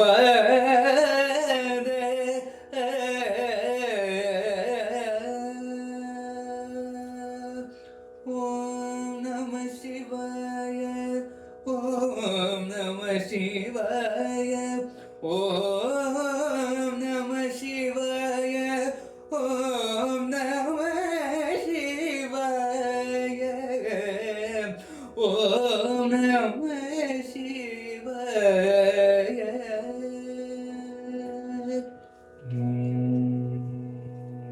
ನಮ ಶಿವಾಯ,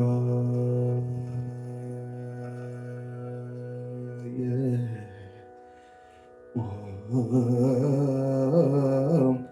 ನಮ ಶಿವಾಯ.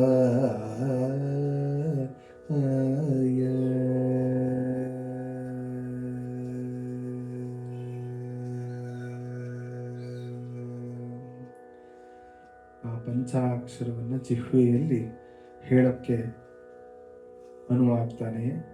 ಪುಷ್ಪಾಂಜಲಿ, ಹೂವುಗಳ ಅಂಜಲಿಯನ್ನ ಸಮರ್ಪಣೆ ಮಾಡ್ತಾನೆ.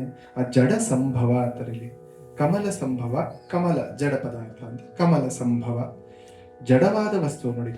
ಕಮಲದಿಂದ ಹುಟ್ಟಿದವನು, ಜಡದಿಂದ ಹುಟ್ಟಿದಂತಹ ಚೈತನ್ಯ ರೂಪ ಇವನು.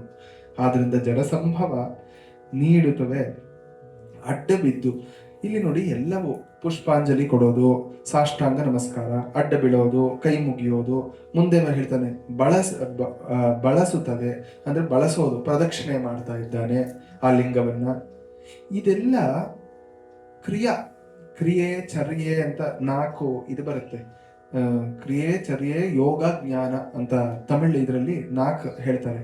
ಚರ್ಯೈ ಕ್ರಿಯೈ ಯೋಗ, ಚರ್ಯೆ ಮೊದಲು, ಚರ್ಯೈ ಕ್ರಿಯೈ ಯೋಗ ಜ್ಞಾನ. ಚರ್ಯೆ ಅಂದ್ರೆ ಆಕ್ಷನ್ಸ್. ಯಾರಿಗೆ ಇನ್ನೇನು ಬರಲ್ವೋ ಪಾಪ, ಏನೋ ಒಂದು ದೇವಸ್ಥಾನವನ್ನು ಒಂಚೂರು ಗುಡಿಸ್ಕೊಡ್ತೀನಿ, ಒಪ್ಪ ಮಾಡ್ತೀನಿ, ಇನ್ನೇನೋ ಒಂಚೂರು ಹೂ ಕಟ್ಕೊಡ್ತೀನಿ, ಇನ್ಯಾವುದೋ ಅಲ್ಲಿ ಯಾವುದೋ ಡೆಸ್ಕಲ್ಲಿ ಕೂತ್ಕೋ ಅಂದ್ರೆ ಕೂತ್ಕೋತೀನಿ, ಅಷ್ಟೇ ಅವ್ರಿಗೆ ಮಾಡೋಕ್ಕಾಗೋದು. ಕ್ರಿಯೆ. ಕೆಲವರು ಕ್ರಿಯೆಯಲ್ಲಿ ಇದೆಲ್ಲ, ಎರಡನೇದು ಅಭಿಷೇಕನೂ ಮಾಡ್ತೀನಿ, ಇನ್ನೇನೋ ಒಂದು ಹೂ ಹಾಕಿ ಜಪ ಈ ತರ ಒಂದು ಮುದ್ರೆಗಳನ್ನು ತೋರಿಸ್ತಾರಲ್ಲ, ಇದೆಲ್ಲ. ಆಮೇಲೆ ಯೋಗ, ಆಮೇಲೆ ಜ್ಞಾನ ಮಾರ್ಗ. ಅದರಲ್ಲಿ ಅಪ್ಪರ್ ಸ್ವಾಮಿಗಳು ಚರ್ಯೆ ಮಾಡಿದ್ರು ಅಂತ ಹೇಳಲ್ಪಡುತ್ತೆ. ಅವ್ರಿಗೆ ಚರ್ಯೆಗೆ ಪರಾಕಾಷ್ಠೆ ಅಪ್ಪರ್ ಸ್ವಾಮಿಗಳು. ಇವನು ಮಾಡ್ತಿರೋದಿಲ್ಲ ಮುಕ್ಕಾಲೆಲ್ಲ ಚರ್ಯೆ ಕ್ರಿಯೆ ಎರಡೇ. ಬ್ರಹ್ಮ ಇವನು ಯಾಕೆ ಮಾಡ್ಬೇಕು ಇದನ್ನೆಲ್ಲ? ಇದೆಲ್ಲ ಲೋವರ್ ಲೆವೆಲ್ ಅಲ್ವಾ ಅಂದ್ರೆ ಅದನ್ನ ತೋರ್ಸೋಕ್ಕೋಸ್ಕರ. ಯಾವುದೂ ಹೈ ಇಲ್ಲ, ಲೋ ಇಲ್ಲ, ಎಲ್ಲವೂ ಸಮಾನ. ಅಂಡ್ ಇನ್ನೊಂದು, ಎಂಥ ವಿದ್ವಾಂಸರಾಗಿರ್ಬೋದು, ಬ್ರಹ್ಮನಿಂದ ಬೇಕಾ? ವೇದವೇ ಅವನ ಮುಖದಿಂದ ಬಂದಿರುವಂಥದ್ದು. ಅವನು ಇದೆಲ್ಲ ಮಾಡ್ಬೇಕು, ನಾ ವೇದ ಮಂತ್ರಗಳಿಂದ ರುದ್ರವನ್ನ ಓದ್ತೀನಿ, ನಮಕವನ್ನು ಓದ್ತೀನಿ ಅನ್ಬೋದಾಗಿತ್ತು. ಅಂದ್ರೆ ನಾವು when we fall to our lowest, ನಮಗೆ ಇನ್ನು ಹತಾಶರಾದಾಗ, ಇನ್ನು ಗತಿ ಇಲ್ಲ ಅಂದಾಗ, ಎಂಥ ದೊಡ್ಡ ವೇದಾಂತ ವಿದ್ವಾಂಸರೇ ಆಗ್ಬೋದು, ಕೈ ಮುಗಿದು ಕಾಲಿಗೆ ಬೀಳೋದೇ ಇದು. ಅವ್ರಿಗೂ ನಾ ಇವಾಗ ವೇದಾಂತ ಶಿವ ವಿಷ್ಣು ಎಲ್ಲ ಇಲ್ಲ, ಅಹಂ ಬ್ರಹ್ಮಾಸ್ಮಿ ಆಗಲ್ಲ. ಆ ಕ್ಷಣದಲ್ಲಿ ಮಾಡ್ತಾರೆ, ಮಾಡಲೂಬೇಕು. ಅದಕ್ಕೆ ಸಗುಣ ನಿರ್ಗುಣಗಳಲ್ಲಿ ಭೇದವನ್ನು ನೋಡಲ್ಲ, ಮುಂಚಿಂದ ಅದಿದೆ ಅಂತ ತೋರ್ಸೋದಕ್ಕೆ.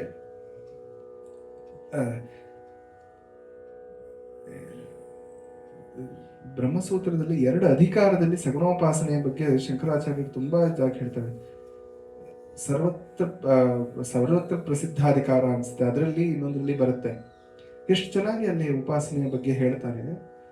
ಅದನ್ನ ಮಾಡ್ತಾ ಅನಂತರ ನಾಮ ಜಪ, ನಾಮದ ಬಲ, ಪಂಚಾಕ್ಷರಿಯನ್ನು ಜಿಹ್ವೆಯಲ್ಲಿ ಒಡರಿಸುತ್ತಾ ಶಿವನಾಮವನ್ನ ಹೇಳ್ತಾ ಓಂ ನಮಃ ಶಿವಾಯ ನೆಮ್ಮದಿಯಾಗಿದ್ದಾನೆ.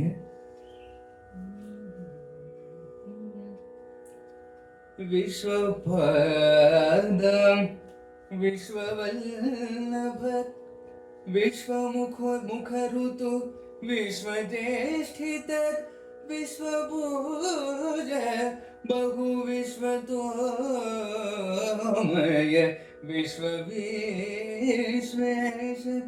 ವಿಶ್ವಕಾಯ ವಿಶ್ವಜೀವ ವಿಶ್ವರೂಪ ವಿಶ್ವದೂರ ವಿಶ್ವರಕ್ಷಕ ವಿಶ್ವಶಿಕ್ಷಕ ರಕ್ಷಿಸೂರಂ.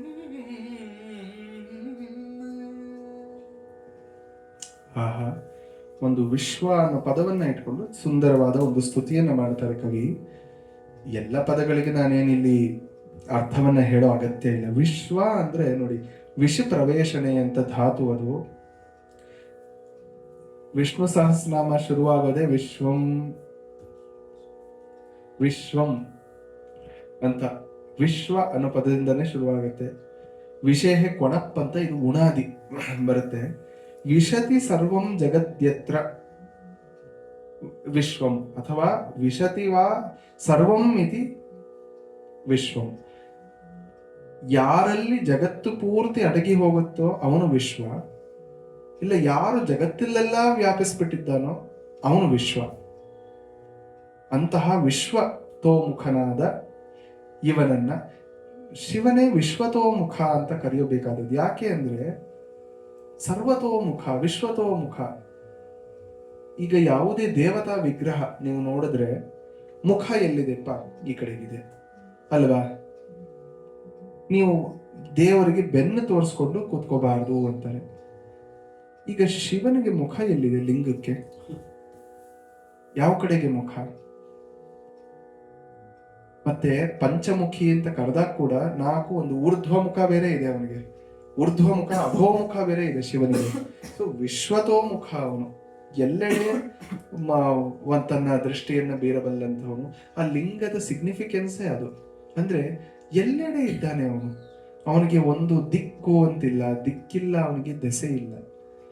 ಯಾವ ದಿಕ್ಕು? ಈಗ ಪ್ರತಿಷ್ಠಾಪನೆ ಮಾಡುವಾಗ ಈ ಕಡೆಗೆ ಫೇಸಿಂಗ್ ಇರಬೇಕು. ಈಗ ಲಿಂಗವನ್ನ ಯಾವ ಕಡೆಗೆ ಫೇಸಿಂಗ್ ನಿಂತೀರಾ? ಅದನ್ನ ಅದು ಈಸ್ಟ್ ಫೇಸಿಂಗ, ವೆಸ್ಟ್ ಫೇಸಿಂಗ? ಬಾಗಿಲನ್ನ ನೀವು ಯಾವ ಕಡೆಗೆ ಬೇಕಾದ್ರೂ ಇಡಿ, ಲಿಂಗ ಯಾವ ಕಡೆ ಫೇಸಿಂಗು ಗೊತ್ತಿಲ್ಲ. ಅಂತಹ ವಿಶ್ವರೂಪ ಅವನು. ಮತ್ತೆ ಇಲ್ಲಿ 2 ಪದ ಮಾತ್ರ ತುಂಬಾ ಚೆನ್ನಾಗಿದೆ. ವಿಶ್ವರೂಪ, ವಿಶ್ವದೂರ ಅಂತಾರೆ. ಇದು ಉಪನಿಷತ್ತಲ್ಲಿ ಬರುವಂಥದ್ದು. ಸಾಕ್ಷಾತ್ ಶುದ್ಧ ಚೈತನ್ಯವಾದ ಆತ್ಮಸ್ವರೂಪಕ್ಕೆ ಯಾವ ಒಂದು ಕರ್ತೃತ್ವ, ಭೋಕ್ತೃತ್ವ, ಸುಖಿತ್ವ, ದುಃಖಿತ್ವ, ಇಚ್ಛಾತ್ವ ಏನೂ ಇಲ್ಲ, ಕ್ರಿಯಾತ್ವ ಏನೂ ಇಲ್ಲ. ಆದರೆ ತಪ್ತ ಅಯಃಪಿಂಡವತ್ತೇ ಜಗತ್ ಕರ್ತೃತ್ವಂ ಭೋಕ್ತೃತ್ವಂ ಇತ್ಯಾದಿ ಅನುಭವತೆ ಅಥವಾ ಅನುಭವತಿ ಇವ ಅಂತ ಹೇಳ್ತಾರೆ. ಇಲ್ಲದಿದ್ದರೂ ಇರೋ ಹಾಗೆ ಕಾಣಿಸ್ತಾನೆ. ಯಾಕೆ ಅಂದ್ರೆ ಮಾಯೆಯ ಒಂದು ಸಂಸರ್ಗದಿಂದ ಅಂತ. ಅದಕ್ಕೆ ಅವನು ವಿಶ್ವರೂಪ, ಹೌದು, ಅವನೇ ವಿಶ್ವವಾಗಿ ವಿವರ್ತವಾಗ್ತಾನೆ, ವಿವರ್ತಗೊಳ್ತಾನೆ. ವಿವರ್ತವಾದ ಅದ್ವೈತಿಗಳು ಹೇಳ್ತಾರೆ. ಪರಿಣಾಮವಾದ ಅಂತಾನೆ ತಗೊಳ್ಬೇಕಾದ್ರೆ ಸಾಂಖ್ಯರು ಹೇಳುವಂತಹ ವಿಶ್ವ ರೂಪೇಣ ಪರಿಣಮತೆ ಅಂತ ಸಾಂಖ್ಯವಾದ ಇಲ್ಲ, ಅವನೇ ಆರಂಭವಾದ ತಗೊಳ್ಳಿ ವೈಶೇಷಿಕರದು, ಅದರಲ್ಲೂ ಪರಿಣಾಮ ಅವನೇ ಅಣುವಾಗಿದ್ದು ಎರಡು ಅಣುಗಳು ಸೇರಿ ದ್ವ್ಯಣುಕವಾಗಿ, ಮೂರು ದ್ವ್ಯಣುಕಗಳು ಸೇರಿ ತ್ರಣುಕವಾಗಿ, ಚತುರಣುಕವಾಗಿ ಈ ವಿಶ್ವವಾಗುತ್ತೆ ಅಂತ ಆರಂಭವಾಗಿ ಇರೋದೇ ಮೂರು: ಆರಂಭ, ಪರಿಣಾಮ, ವಿವರ್ತ. ಮೂರಲ್ಲೂ ಅವನು ವಿಶ್ವರೂಪನ ಆಗ್ತಾನೆ. ಆದರೆ ಅದ್ವೈತದಲ್ಲಿ ಮಾತ್ರ ವಿಶ್ವ ದೂರನೂ ಆಗ್ತಾನೆ. ಅವನೇ ಅದು, ಅವನದಲ್ಲ, ಎರಡೂ ಆಗ್ತಾನೆ. ಭೇದಾಭೇದ ಸ್ಥಿತಿ, ತಾದಾತ್ಮ್ಯ ಸ್ಥಿತಿ ಅಂತ ಹೇಳ್ತೀವಿ. ಆ ತಾದಾತ್ಮ್ಯವನ್ನ ಅಭೇದೇ ನ ವಿವಕ್ಷಿತೇಪಿ ತದ್ವಿನಾ ವ್ಯವಹರ್ತುಂ ಕ್ಲಿಷ್ಟಃ ಇತಿ ಭೇದಾಭೇದ ಸ್ಥಿತಿ ತಾದಾತ್ಮ್ಯಂ ಅಂತ ಹೇಳ್ತಾರೆ. ಅದನ್ನ ಇಲ್ಲಿ ಚೆನ್ನಾಗಿ ತಂದಿದ್ದಾರೆ. ವಿಶ್ವರಕ್ಷಕ, ವಿಶ್ವ ಶಿಕ್ಷಕ ಸಾಮಾನ್ಯವಾಗಿದೆ. ರಕ್ಷಿಸುವುದೆಮ್ಮನು, ಕಾಪಾಡು ತಂದೆ.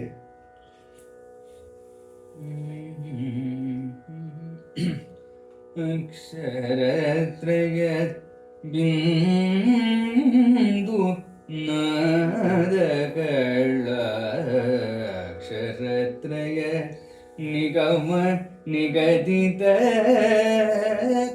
ಅಕ್ಷರತ್ರಯ ನಾದಿ ಮಧ್ಯಾಂತರ ಅಕ್ಷರತ್ರಹಿ ಅಕ್ಷಯನೇ ದುರಿತ ಕ್ಷಯನೇ ಭವಶಿಕ್ಷಕನೇ ಜಗರಕ್ಷಕನೇ ಕ್ರಿಯಾಕ್ಷ ನಿರ್ಮಲ ಪಕ್ಷ ಕರುಣಾ ಕಟಾಕ್ಷ ಸಲಹನ್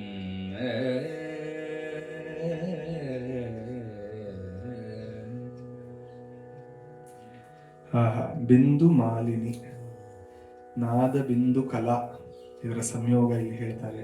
ಅಂದ್ರೆ ಅವನು ಎಲ್ಲ ಮೂರು ಸರ್ವಂ ತ್ರಯಂ ತ್ರಯಂ ಇತಿ ತಸ್ಮಾತ್ ತ್ರಿಪುರ ಇತ್ಯುಚ್ಯತೆ. ತ್ರಿಪುರ ಅನ್ನೋದಕ್ಕೆ ಮೂರು ಅಂತ ದೇವಿಗೆ ಹೇಳ್ತಾರೆ. ಇಲ್ಲಿ ಶಿವನಿಗೆ ಅವನು ಮೂರನ್ನ ತಗೊಂಡಿದ್ದಾನೆ ಕವಿ. ಅಕ್ಷರತ್ರಯ ಯಾವುದು? ನಾದ ಬಿಂದು ಕಳ. ನೀವು ಉಪಾಸನೆಗೆ ಹೋದ್ರೆ ಮಂತ್ರಶಾಸ್ತ್ರ, ತಂತ್ರಶಾಸ್ತ್ರಕ್ಕೆ ಅಲ್ಲಿ ಇದು ಮೂರು: ನಾದ, ಬಿಂದು, ಕಲೆ. ಹಾಗೆ ನಿಗಮ ನಿಗದಿತ. ನಿಗಮ ಅಂದ್ರೆ ಎರಡು ಥರ ಇದೆ. ಒಂದು ನಿಗಮ ಅಂದ್ರೆ ವೇದವೇ, ಇನ್ನೊಂದು ದೇವಿ ಶಿವನಿಗೆ ಹೇಳೋದು ನಿಗಮವಾಗುತ್ತೆ, ಶಿವ ದೇವಿಗೆ ಹೇಳೋದು ಆಗಮವಾಗುತ್ತೆ. ಇದು ತಂತ್ರಶಾಸ್ತ್ರದಲ್ಲಿ. ಇಲ್ಲಿ ನಿಗಮ ಅಂದ್ರೆ ಪ್ರಾಯ ವೇದವನ್ನು ಹೇಳಬೇಕು. ನಿಗಮ ನಿಗದಿತ ಅಕ್ಷರತ್ರಯ. ಅಲ್ಲಿ ಅಕ್ಷರತ್ರಯ ಅ, ಉ, ಮ ಸೇರಿದಂತಹ ಓಂಕಾರ. ತಿರುಗಿ ಅದಕ್ಕೆ ಪರ ಓಂಕಾರ ಅಂತಾನೂ ಇದೆ. ಆ ಮೂರು ಇಲ್ಲದ ಒಂದೇ ರೂಪವಾಗಿರುವಂಥದ್ದು. ಆದರೆ ಇದು ಓಂಕಾರ ಅಂತ ತಗೋಬೇಕು ಅಲ್ಲಿ. ಮತ್ತೆ ಆದಿ ಮಧ್ಯಂತ ಅನ್ನೋ ಮೂರು ಅಕ್ಷರ. ಅಕ್ಷರ ತ್ರಯ. ಆದಿಗೆ ಒಂದು ಆದಿ ಇಲ್ಲ, ಮಧ್ಯಕ್ಕೆ ಒಂದು ಇದೆ. ಆದಿ, ಮಧ್ಯ, ಅಂತ ಅನ್ನೋದು ಮೂರು ಇಲ್ಲದೆ ಇರುವಂತಹ ಅಕ್ಷರ ಇವನು. ಕ್ಷರ ಅಂದ್ರೆ ಸಾವು ಅಥವಾ ಕ್ಷೀಣಿಸೋದು. ಇವನಿಗೆ ಕ್ಷೀಣಿಸುವಿಕೆ ಇಲ್ಲದಿರೋದ್ರಿಂದ ಇವನಿಗೆ ಆದಿಯೂ ಇಲ್ಲ, ಮಧ್ಯವೂ ಇಲ್ಲ, ಅಂತ್ಯವೂ ಇಲ್ಲ. ಸೊ ಆದಿ ಮಧ್ಯಾಂತ ರಹಿತ ಅವನು. ಅಂತಹವನೇ ತ್ರಾಹಿ ತ್ರಾಹಿ ಕಾಪಾಡು ಅಂತ ಹೇಳ್ತಿದ್ದಾನೆ. ಅಕ್ಷಯನೇ, ಅವನು ಕ್ಷಯವೇ ಇಲ್ಲದಂತನು, ಅಕ್ಷಯ. ಆದರೆ ದುರಿತ ಕ್ಷಯ, ದುರಿತ ನಮ್ಮ ಕಷ್ಟಗಳಿಗೆಲ್ಲ ಕ್ಷಯವನ್ನು ತರುವಂತಹವನು. ಸೊ ಇಂತಹವನನ್ನ ಪಾಹಿ ತ್ರಾಹಿ ಅಂತ ಹೇಳ್ತಿದ್ದಾರೆ. ಈ ಅಕ್ಷರ ಪದವನ್ನ ಸಾಕಷ್ಟು ಬಾರಿ ಬಳಸಿದ್ದಾರೆ. ಮುಂಡಕೋಪನಿಷತ್ತಿನಲ್ಲಿ ಹೇಳ್ತಾರೆ ಅಕ್ಷರ ಸ್ವರೂಪವನ್ನ. ಯದಕ್ಷರಂ ತದ ಅಧಿಗಮ್ಯತೆ ಅಂತ. ಪರಾ ದ್ವೇ ವಿದ್ಯೆ ವೇದಿತವ್ಯೇ ಪರಾಚೈವ ಅಪರಾಚ ಅಂತ ಬರುತ್ತೆ. ಅಲ್ಲಿ ಬ್ರಹ್ಮ ದೇವಾನಾಂ ಪ್ರಥಮ ಸಂಭಭೂವ ವಿಶ್ವಸ್ಯ ಕರ್ತಾ ಭುವನಸ್ಯ ಗುಪ್ತಾ ಸತ ಬ್ರಹ್ಮ ವಿದ್ಯಾಂ ಸರ್ವವಿದ್ಯಾಂ ಪ್ರತಿಷ್ಠಾಮ ತರ್ವಾಯ ಜ್ಯೇಷ್ಠಪುತ್ರಾಯ ಪ್ರಾಹ ಬ್ರಹ್ಮ ತರ್ವಣೇತಾಂ ಬ್ರಹ್ಮ ವಿದ್ಯಾಂ ಪುರೋವಾತಾಂಗಿರಸೆ ಪರಾವರಾಂ ಶೌನಕೋ ಹವೈ ಮಹಾಶಾಲೋ ಅಂತ ಮುಂದಕ್ಕೆ ಬರುತ್ತೆ. ವಿಧಿವತ್ ಉಪಸನ್ನಂ ಪಪ್ರಚ್ಛ ಕಸ್ಮಿನ್ನು ಭಗವೋ ವಿಜ್ಞಾತೆ ಸರ್ವಮಿದಂ ವಿಜ್ಞಾನಂ ಭವತಿ ಇತಿ ದ್ವೇ ವಿದ್ಯೆ ವೇದಿತವ್ಯೇ ಪರಾಚೈವ ಪರಾಚ ಅಂತ ಅಲ್ಲಿ ಅಪರಾ ವಿದ್ಯೆಯಲ್ಲಿ ಎಲ್ಲ ಬರುತ್ತೆ. ಋಗ್ವೇದೋ ಯಜುರ್ವೇದ ಸಾಮವೇದೋ ಹ್ಯತರ್ವಣ ಎಲ್ಲ ಬರುತ್ತೆ. ಆಮೇಲೆ ಅಥ ಪರ ಯಯಾ ತದಕ್ಷರಂ ಅಧಿಗಮ್ಯತೆ, ಯಾವುದರಿಂದ ಅಕ್ಷರ ಸ್ವರೂಪ ಗೊತ್ತಾಗ್ತಾನೋ ಅದು ಪರಾವಿದ್ಯೆ ಅಂತ ಹೇಳ್ತಾರೆ. ಯಥೋರ್ಣನಾಭಿ ಸೃಜತೆ ಗೃಹತೆ ಚ ಯದ ಪೃಥಿವ್ಯಾಂ ಓಷಧೇ ಸಂಭವಂತಿ ಯಥಾ ಸತಾಂ ಪುರುಷಾಂ ಕೇಶಲೋಮಾನಿ ತಥೈವ ಅಕ್ಷರಾತ್ ಸಂಭವತಿ ಇಹ ವಿಶ್ವಂ. ಅಕ್ಷರದಿಂದ ಈ ವಿಶ್ವ ಬರುತ್ತೆ ಅಂತ 3 ಉದಾಹರಣೆಗಳನ್ನ ಹೇಳಿ ಮುಂಡಕೋಪನಿಷತ್ ಹೇಳುತ್ತೆ. ಆ ಅಕ್ಷರದನ್ನ ಇಲ್ಲಿ ಸ್ತುತಿಸಿದ್ದಾನೆ. ಮತ್ತೆ ಅಕ್ಷರ ರೂಪಿಣಿ ಅಂತ ನಮಗೆ ಇದರಲ್ಲೂ ಬರುತ್ತೆ, ದೇವಿಯ ತಂತ್ರಗಳಲ್ಲೆಲ್ಲ ಬರುತ್ತೆ. ಅವಳು ಮಂತ್ರ ಮಾತ್ರಕಾ ಸ್ವರೂಪಿಣಿಯಾಗಿದ್ದಾಳೆ, ಅಕ್ಷರಮಾಲಾ ರೂಪಿಣಿಯಾಗಿದ್ದಾಳೆ ಅಂತ.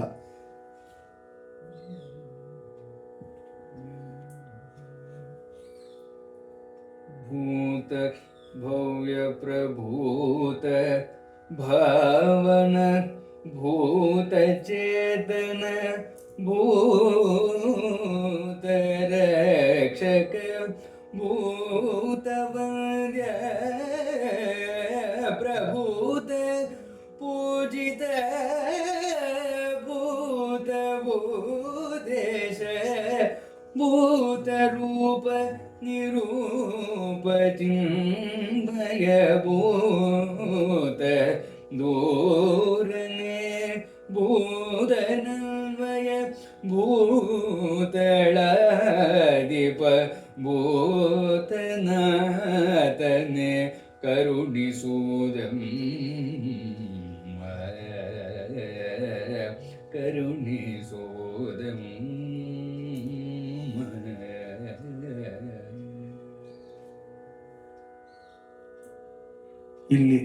ಅಲ್ಲಿ ಹೇಗೆ ವಿಶ್ವವನ್ನ ಇಟ್ಕೊಂಡು ಒಂದು ಪದ್ಯವನ್ನು ಮಾಡಿದ್ನು, ಚಮತ್ಕಾರವಾಗಿ ಇಲ್ಲಿ ಭೂತ ಪದವನ್ನ ಇಟ್ಕೊಂಡು ಮಾಡಿದ್ದಾನೆ. ಎಲ್ಲ ಭೂತಗಳಿಗೂ ಇಲ್ಲಿ ಅರ್ಥ ಬರುತ್ತೆ ಅಂತನೂ ನಾನು ಹೇಳೋಕ್ಕಾಗಲ್ಲ. ಚೆನ್ನಾಗಿದೆ ಆದ್ರೆ ಪದ್ಯ. ಭೂತಭವ್ಯ ಪ್ರಭು, ಇವನು ಭೂತಭವ್ಯ ಭವ ಪ್ರಭುಂ ಏನು ವಿಷ್ಣು ಸಹಸ್ರನಾಮ ನೋಡಿ, ಅದೇ ಇಲ್ಲಿ ಹೇಳ್ತಿರೋದವನು. ಭಾವನಾ ನೆಕ್ಸ್ಟ್ ಬರುತ್ತಲ್ವಾ, ಭೂತ ಭಾವನಾ ಅಂತ ಬರುತ್ತೆ. ಇದೆಲ್ಲ ಅಲ್ಲಿಂದನೇ ತಗೊಂಡಿರುವಂಥದ್ದು. ಭೂತ ಅಂದ್ರೆ ಸಾಮಾನ್ಯವಾಗಿ ತಗೊಂಡ ತಕ್ಷಣ ರೂಢ್ಯರ್ಥದಲ್ಲಿ ಪಂಚಭೂತಗಳು ಅಂತ ತಗೊಳ್ಳುವಂಥದ್ದು. ಅದನ್ನ ಇಲ್ಲೂ ಅವನು ಹೇಳ್ತಾನೆ. ಭೂತ ವಂದ್ಯ, ಭೂತ ಅಂದ್ರೆ ಇಲ್ಲಿ ಪಂಚಭೌತಿಕ ಶರೀರ ಇರುವಂತಹ ಎಲ್ಲ ಪ್ರಾಣಿಗಳು, ಪಶುಗಳು ಮೊದಲಾದ ಮನುಷ್ಯರೇ ಮೊದಲಾದ ಎಲ್ಲವೂ. ಸೊ ಅಂತಹ ಭೂತರಿಂದ ವಂದಿಸಲ್ಪಟ್ಟವನು ಇವನು. ಪ್ರಭೂತ ಪೂಜಿತ, ಸಾಕಷ್ಟು ಪೂಜೆಯನ್ನ ಕೈಗೊಳ್ಳುವವನು ಅಂತಹವನು.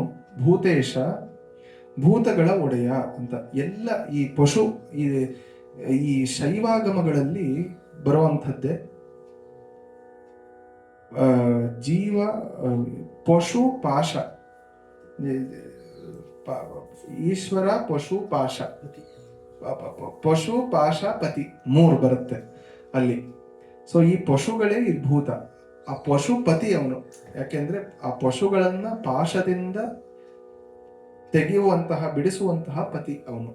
ಸೊ ಭೂತೇಶ ಅಂತ ಹೇಳ್ತಾನೆ. ಭೂತ ರೂಪ, ನಿರೂಪ, ರೂಪವೇ ಇಲ್ಲ ಅವನಿಗೆ, ಅರೂಪ ಅಲ್ವಾ. ಒಂದು ಕವಿಯದ್ದು ನನಗೆ ಶ್ಲೋಕ ಮರೆತು ಹೋಯ್ತು, ಇದು ಯಾವ ಕಾಂಟೆಕ್ಸ್ಟ್ ಅಲ್ಲಿ ಬಂತು ಅನ್ನೋದು ಕೂಡ ನನಗೆ.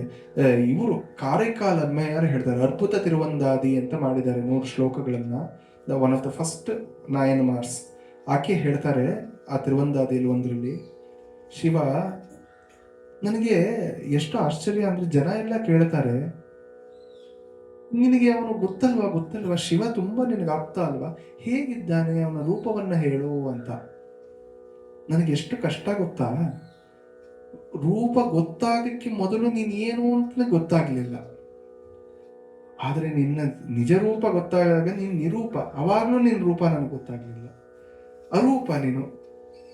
ಆದ್ರಿಂದ ನಾನು ಅವ್ರಿಗೆ ಏನು ಉತ್ತರ ಕೊಡ್ಲಿ, ಗೊತ್ತಾಗಕ್ ಮುಂಚೆ ಉತ್ತರ ಕೊಡಕ್ಕಾಗಲ್ಲ. ನೀ ಎಲ್ಲವಾಗೂ ಕಾಣ್ತಿದ್ಯಾ, ಅದೂ ಇದೆಯಾ, ಇದೂ ಇದೆಯಾ, ಅದೂ ಇದೆಯಾ, ಯಾವುದು ನೀನು ಯಥಾರ್ಥ ಏನು ಅಂತ ಗೊತ್ತಾದ್ಮೇಲೆ ನೀನ್ ಏನೂ ಅಲ್ಲ, ಯಾವ ರೂಪವೂ ನಿನ್ನದಲ್ಲ ಅಂತ ಗೊತ್ತಾಗೋಯ್ತು. ಈಗ ಅದನ್ನೂ ಹೇಳಕ್ಕಾಗಲ್ಲ ನಾನು. ಏನು ಹೇಳಲಿ ನಾನು ಅಂತ. ಅರೂಪ ಅಂತ ಅಂದರೆ ಎಷ್ಟು ಓದಬೇಕು, ಓದಿದ್ರೆ ಮಾತ್ರ ಇದೆಲ್ಲ ತಕ್ಷಣ ಸ್ಫುರಣೆನೂ ಆಗಬೇಕು. ಸ್ಫುರಣೆ ಆಗೋದು ನಮ್ಮ ವಿದ್ವತ್ ಪ್ರದರ್ಶನಕ್ಕಲ್ಲ, ಆನಂದ ಅನುಭೂತಿಗೆ. ಮತ್ತೊಮ್ಮೆ ಆ ಕರೈಕಾಲಮ್ಯಾರವರ ಮಾತನ್ನು ನೆನೆಸ್ಕೊಂಡ್ರೆ ಆ ಆನಂದ ಸಿಗುತ್ತೆ ನೋಡಿ, ಅದು ದೊಡ್ಡದು. ಹಾಗೆ ಎಲ್ಲ ಭೂತಗಳನ್ನ ಹೇಳ್ಕೊಂಡು ಬರ್ತಾನೆ. ಭೂತಳಾಧಿಪ ಅಂತ, ಭೂತಳ ಅನ್ನೋದನ್ನು ತಗೊಂಡದ್ದು ಭೂತಳಾಧಿಪ ಅಂತಾನು ಮಾಡ್ಕೋತಾನೆ. ಭೂತನಾಥ, ಇವನು ಭೂತಗಣಗಳಿಗೆಲ್ಲ ನಾಥನಾಗಿದ್ದಾನೆ. ಕರುಣಿಸುವುದೆಂಬನು. ಮತ್ತೆ ಎಲ್ಲೋ ಕಡೆ ಭೂತ ಅಂತ ಸಪರೇಟ್ ಆಗೂ ಇದೆಯಲ್ಲ, ಅದಕ್ಕೇನು ಹೆಸರು ಅರ್ಥ ಅಂದ್ರೆ, ರೂಢ್ಯರ್ಥದಲ್ಲಿ ಪಂಚಭೂತ ಅಂತ ತಗೊಂಡ್ರು, ಯೌಗಿಕಾರ್ಥ ತಗೊಂಡ್ರು ನಾವು ಭವತಿ ಇತಿ ಭೂತಂ ಅಂತ ಮಾಡ್ಬೋದು. ಯಾವುದು ಇದೆಯೋ ಸತ್ಸ್ವರೂಪವಾಗಿದೆಯೋ ಅದು ಭೂತ. ಸತ್ಸ್ವರೂಪವಾಗಿರೋದು ಒಂದೇ, ತ್ರೈಕಾಲಾಬಾಧಿತ ಸತ್ಯ ಅನ್ನೋದು ನಿತ್ಯಂ ವಸ್ತು ಬ್ರಹ್ಮ, ತದ್ವ್ಯತಿರಿಕ್ತಂ ಸರ್ವಂ ಅನಿತ್ಯಂ ಅಂತ ಹೇಳ್ತೀವಿ. ಸೊ ಬ್ರಹ್ಮಸ್ವರೂಪ. ಭೂತ ಅಂದ್ರೆ ಭವತಿ ಇತಿ ಭೂತ, ಭೂತಂ ಅಂದ್ರೆ ಬ್ರಹ್ಮಸ್ವರೂಪ ಅಂತ ಹೇಳಬಹುದು.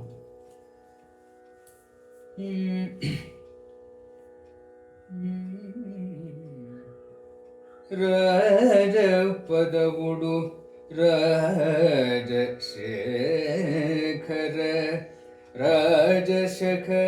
ರಾಜಸಖ ಶತಕೋಟಿ ತೇಜ ವಿರಾಜ ಮಂಗಳಮೂರ್ತಿ ಸದ್ಗುಣ ಕೀರ್ತಿ ನಿರ್ವರ್ತಿ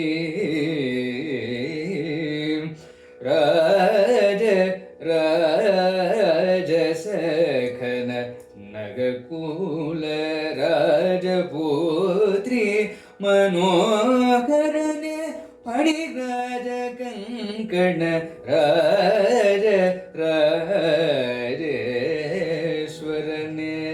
ಸಲಹಿನ್ನ ರಾಜೇಶ್ವರನೇ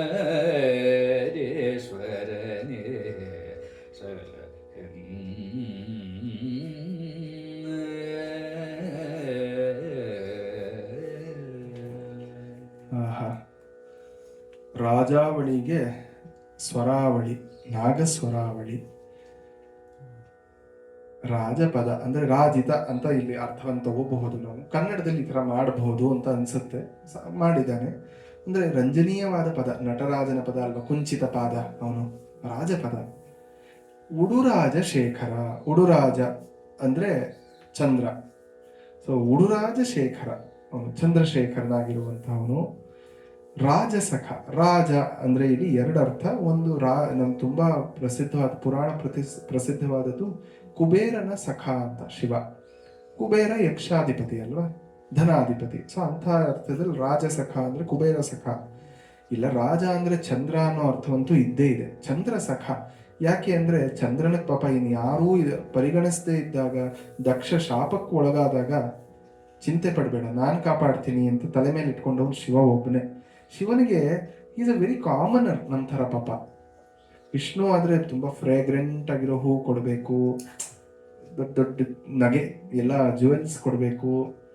ಶಿವನಿಗೆ ಏನೂ ಇಲ್ಲ ಪಾಪ. ತುಂಬೆ ಹೂ, ಅರ್ಗೈ ಹೂ. ಆ ತುಂಬೆ ಹೂವಲ್ಲಿ ಏನು ವಾಸನೆ ಇದೆ, ಅದು ಏನು ಇದು ಕಾಣೋದು ಇಲ್ಲ. ಹಾಕೋ ಅಷ್ಟೊತ್ತಿಗೆ ಕಸದ ಥರ ಆಗೋಗುತ್ತೆ. ಅಂದರೆ ಸಾಮಾನ್ಯರಿಗೂ ನನ್ನ ಭಕ್ತಿಯಲ್ಲಿ ಒಂದು ಜಾಗ ಇದೆ. ನೀವೇನೋ ತುಂಬ ಓದ್ಕೊಂಡ್ರೆ ಮಾತ್ರ ನಿಮ್ಮ ಭಕ್ತಿಯನ್ನು ನಾನು ತಗೋತೀನಿ, ಸಾಮಾನ್ಯರ ಭಕ್ತಿಯನ್ನು ನಾನು ಪರಿಗಣಿಸಲ್ಲ ಅಂತ ಅಲ್ಲ. ಎಲ್ಲರಿಗೂ ಶಿವಭಕ್ತಿಯಲ್ಲಿ ಒಂದು ಪಂಗಿದೆ, ಒಂದು ಪಾಲಿದೆ. ನೀವು ಮಾಡಿ, ನಿಮಗೆ ಬರೋ ಹಾಗೆ ನೀವು ಮಾಡಿ ಅಂತ ಅವನು ಇಟ್ಕೊಳ್ಳೋದೆಲ್ಲ ಸರ್ವೇ ಸಾಮಾನ್ಯ. ಹೇಳದ ವಿಭೂತಿ, ಭಸ್ಮ ಅಂದ್ರೆ ಯಾವುದು ತುಂಬಾ ನೀವು ದುಡ್ಡು ಖರ್ಚು ಮಾಡಿ ಪೂಜೆ ಮಾಡಿದ್ರೆ ಮಾತ್ರ ನನಗೆ ಸಲ್ಲುತ್ತೆ ಅನ್ನೋ ಭಾವ ಅಲ್ಲ.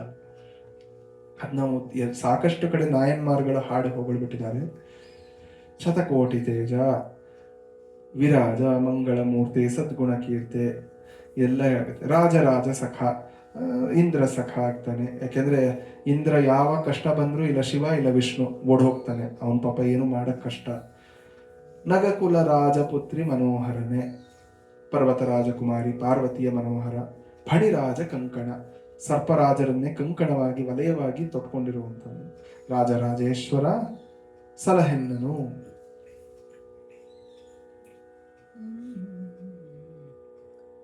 ಅಂದಲೇದು ಈ ಧನುಜಗಿನ್ನನು ಬಂಡು ಮಾಡಿದ ನಿವನ ಪ್ರಾಣವ ಹಿಂಡಿ ಹಿಡಿವದಟ್ಟುಳ್ಳ ತನುಜನ ಕರುಣಿಸುವುದೇನುತ ಕಂಡ ಪರಶುವಿನಡಿಗಳಿಗೆ ಭೂಮಂಡಲಕ್ಕೆ ಸೈನಿ ಮೀರ್ದು ಕಡದ ಪುಂಡರೀಕೋದ್ಭವನು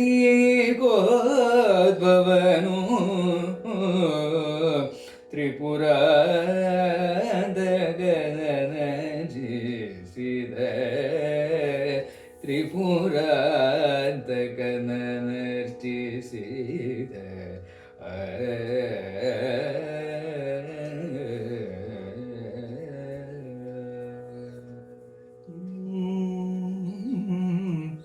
ಎಷ್ಟು ಒಳ್ಳೆ ರಾಗಲ್ಲ ತಾಂಗಿ.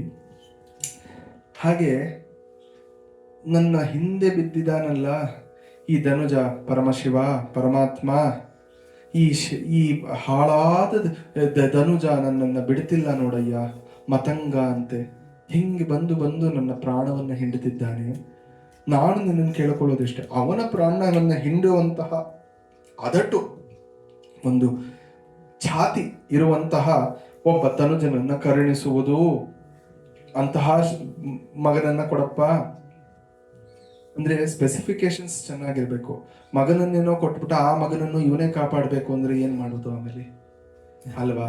ಎಂಥ ಮಗ ಬೇಕು ಅಂತಾನು ಕೇಳ್ಕೊತಿದ್ದಾನೆ. ಸ್ಪೆಸಿಫಿಕೇಶನ್, ಮಾಡೆಲ್ ಸ್ಪೆಸಿಫಿಕೇಶನ್ ಎಲ್ಲ ಕೇಳ್ತಿದ್ದಾನೆ.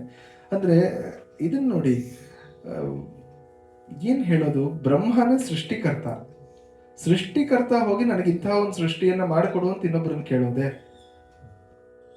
ಮ್ಯಾನುಫ್ಯಾಕ್ಚರರೇ ಹೋಗಿ ಇನ್ನೊಬ್ರಿಗೆ ಇಂಥದ್ದು ಬೇಕು ನಂಗೆ ಮ್ಯಾನುಫ್ಯಾಕ್ಚರ್ ಮಾಡಿಕೊಡಿ ಅಂತ ಕೇಳ್ತಿದ್ದಾರೆ. ಎಂಥ ಒಂದು ವಿಪರ್ಯಾಸ ನೋಡಿ. ನಾವು ಇಲ್ಲಿ ಸಾಮಾನ್ಯದಲ್ಲೂ ಅಷ್ಟೇ, ನಾನೇ ಇದಕ್ಕೆ ಹೆಡ್, ನಾನೇ ಮಾಡೋ ಅಂತ ನಂದೇ ಕೆಲಸ ಅನ್ಕೋತೀವಿ. ಅದೇ ಕೆಲಸ ಇನ್ನೊಬ್ರ ಹತ್ರ ಕೇಳೋ ಪರಿಸ್ಥಿತಿ ನಮ್ಗೆ ಎಷ್ಟೋ ಸತಿ ಬಂದು ಬಿಡುತ್ತೆ, ತಂದು ಕೊಟ್ಟು ಬಿಡ್ತಾನೆ ದೇವರು. ಅದರಿಂದ ಯಾರೂ ದೊಡ್ಡವರಲ್ಲ, ನಮಗ್ ಮೇಲೆ ಒಬ್ಬ ಇದ್ದಾನೆ ಅಂತ ತೋರಿಸೋದಕ್ಕೆ ಇದು.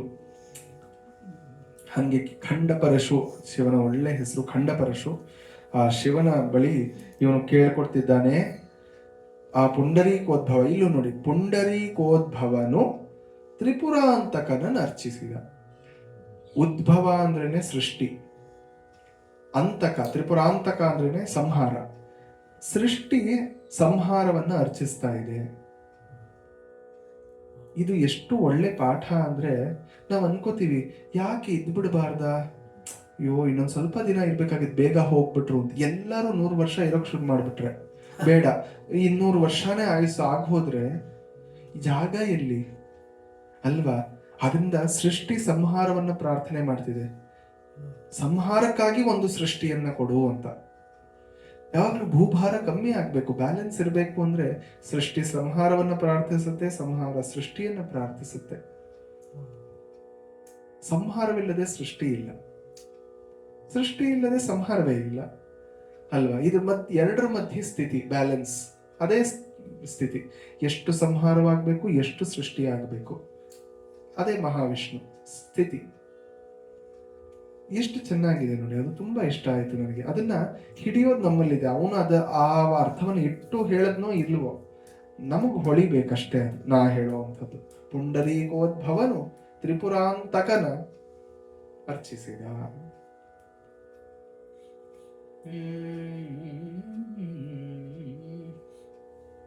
ಎಂದು ಜ್ಞಾನ ತೆರೆದ ಪ್ರಾರ್ಥನೆಯಿಂದ ಪ್ರಾರ್ಥಿಸುತ್ತ ನುಡಿದ ಅಜನು ಹಿಂದು ಶೇಖರ ಇಂದಿರಾವರನಯನ ಪೂಜಿತನ ಚಂದದಿಂದಲರ್ಚಿಸುತ್ತಲಿರೇ.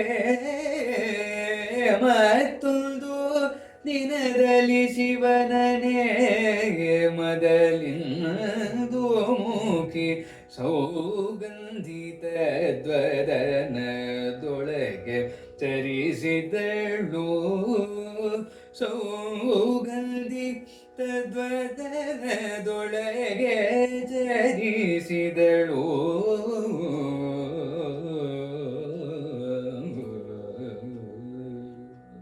ಎಲ್ಲರೂ ಕೇಳ್ತಿರ್ತಾರಲ್ಲ, ಯಾವಾಗ್ರಿ ನಿಮ್ಮ ಮನೆಗೆ ಮಹಾಲಕ್ಷ್ಮಿ ಬರೋದು ಅಂತ. ಹಾಗೆ ಇವಾಗ ಬ್ರಹ್ಮನ ಮನೆಗೆ ಶ್ರೀ ರಂಜಿಸ್ತಾ ಬರ್ತಿದ್ದಾಳೆ, ಅವನನ್ನ ರಂಜಿಸ್ತಾ ಶ್ರೀರಂಜನಿ ರೂಪದಲ್ಲಿ ಬರ್ತಿದ್ದಾಳೆ. ಅವನು ನಾನಾ ತಿರುಗಿ ಹೀಗೆ ಪ್ರಾರ್ಥನೆಯನ್ನ ಮಾಡಿ ಮಾಡಿ ಆ ಇಂದು ಶೇಖರನನ್ನ ಪ್ರಾರ್ಥನೆ ಮಾಡ್ತಿದ್ದಾನೆ, ನುಡಿಗಳಿಂದ ಚರ್ಯಗಳಿಂದ ಎಲ್ಲ. ಆಗ ಅವನು ಎಂಥವನು, ಇಂದಿರಾವರ ನಯನ ಪೂಜಿತ. ಇದು ಆಗ್ಲೇ ಮೊದಲನೇ ಇದರಲ್ಲೇ ನಾನು ಕಥೆಯನ್ನ ಹೇಳಿದ್ದೀನಿ, ಯಾರು ಬೇಕೋ ಹಿಂದೆ ಹೋಗಿ ಕೇಳಬಹುದು ಇನ್ನೊಂದ್ಸತಿ. ಇಂದಿರಾವರ ಮಹಾವಿಷ್ಣುವಿನ ಕಮಲ ಕಣ್ಣಿನಿಂದ ಪೂಜೆ ಗೊಂಡಂತಹವನು ಇವನು ಶಿವ. ಚಂದದಲ್ಲಿ ಅರ್ಚಿಸುತ್ತಲಿರೆ. ಇಂತಹ ಶಿವನ ಅರ್ಚನೆಯನ್ನು ಮಾಡ್ತಿದ್ದಾಗ ಮತ್ತೊಂದು ದಿನ ಏನಾಗುತ್ತೆ, ಶಿವನ ನೇಮ ಆಜ್ಞೆ ಆಗುತ್ತೆ. ಒಬ್ಳು ಇಂದುಮುಖಿ, ಚಂದ್ರಮುಖಿ ನೋಡಿ, ಇಲ್ಲೂ ಎಷ್ಟು ಚೆನ್ನಾಗಿದೆ. ಅವನು ಪೂಜಿಸಿದ್ದು ಯಾರನ್ನ? ಇಂದು ಶೇಖರನನ್ನ. ಅವನ ನೇಮದಿಂದ ಬಂದವಳು ಯಾರು? ಇಂದುಮುಖಿ. ಅಂದ್ರೆ ಕಾಂತಿ, ಅವನ ಕಾಂತಿ, ಶಿವನ ತಲೆಯ ಜಟಾಜೂಟದಲ್ಲಿದ್ದವ ಚಂದ್ರನ ಕಾಂತಿಯನ್ನೇ ಅವನು ಕಳಿಸ್ತಾನೆ, ಹೋಗು ಒಂದು ನಾಟಕ ನಡೆಯಬೇಕಾಗಿದೆ ಇವಾಗ ಅಂತ. ಆ ಇಂದುಮುಖಿಯ ಹೆಸರು ಏನು? ಸೌಗಂಧಿ ಅಂತ ಅವಳ ಹೆಸರು. ಅವಳು ತದ್ವದನದಳು ಚಲಿಸಿದಳು ಅಂತ. ವದನ ಅಂದ್ರೆ ಮುಖ ಅಂತ. ಅಂದ್ರೆ ಬ್ರಹ್ಮನಿಗೆ ಕಾಣುವಂತೆ ಸುಳಿದಳು ಅಂತ. ಇದನ್ನ ಎಲ್ಲಿಂದ ಅವನು ತಗೊಂಡಿದ್ದಾನೆ ಅಂದ್ರೆ, ಕುಮಾರವ್ಯಾಸ ಭಾರತದಲ್ಲಿ ಬರುತ್ತೆ. ಸುಳಿದಳ ಅಬಲೆ ಅಂತ ಪ್ರಾರಂಭವಾಗುತ್ತೆ. ಮೊದಲನೇ ಆದಿಪರ್ವದಲ್ಲೇನೆ ಹಿಡಿಂಬ ಅವರು ಅರಗಿನ ಮನೆಯಿಂದ ತಪ್ಪಿಸ್ಕೊಂಡು ಹೋದಾಗ ಸಾಕಷ್ಟು ಸುಸ್ತಾಗಿ ಎಲ್ಲರೂ ಮಲಗ್ಬಿಟ್ಟಿದ್ದಾರೆ. ಆಗ ಹಿಡಿಂಬ ಇಬ್ರು ಬರ್ತಾರೆ. ಅವ್ರನ್ನ ಕೊಲ್ಬಿಡ್ಬೇಕು ಅಂತ ಯಾರೋ ಮನುಷ್ಯರು ಬಂದಿದ್ದಾರೆ ಅಂತ. ಆಗ ಹಿಡಿಂಬ ಹೇಳಿ ಕಳಿಸ್ತಾನೆ ಹಿಡಿಂಬೆಗೆ, ಹೋಗಮ್ಮ ಅವರನ್ನ ಕೊಂದು ತಗೊಂಡ್ ಬಾ ಅಂತ. ಎಲ್ಲ ಮಲಗಿದ್ದಾಗ ಭೀಮ ಮಾತ್ರ ಎಚ್ಚರವಾಗಿ ನಿಂತಿದ್ದಾನೆ, ನೀವು ಮಲ್ಕೊಳ್ಳಿ ನಾನು ನೋಡ್ಕೋತೀನಿ ಅಂತ. ಆಗ ಸುಲಿದಳ ಬಲೆ, ಅವಳಿಗೆ ಎಷ್ಟು ಆಸೆ ಆಗೋಗುತ್ತೆ ಅಂದ್ರೆ, ಒಂದು ಸುಂದರವಾದ ರೂಪವನ್ನು ತಗೊಂಡು ಬೇಕು ಅಂತ ಅವನ ಮುಂದೆ ಹಿಂದೆ 4 ಸತಿ ಓಡಾಡ್ತಾಳಂತೆ. ಆ ಸುಳಿದಳು. ಇವಳು ಅಷ್ಟೇ ತದ್ವದನದೊಳಗೆ ಚಲಿಸಿದಳು. ಅವನ ಮುಖಕ್ಕೆ ಕಾಣುವಾಗಿ ಓಡಾಡದ್ಲಂತೆ. ಯಾರಿವಳು ಅಂತ ಅವನೇ ಯೋಚಿಸ್ಬೇಕು. ಹಾಗೆ ಅದು ಅವನಿಗ ಪಾಪ ಅಲ್ಲಿ ಹಿಡಿಂಬ ಕಷ್ಟ ಇತ್ತು. ಯಾಕೆಂದ್ರೆ ಅವನಿಗೆ ಒಂದೇ ಮುಖ, ಇಲ್ಲಿ ಬ್ರಹ್ಮಂಗ್ 4 ಕಡೆನೂ ಮುಖ ಇದೆ. ಇವಳು ಯಾವ ಕಡೆ ಓಡಾಡಿದ್ರು ಕಾಣಿಸ್ಕೊತಾಳೆ.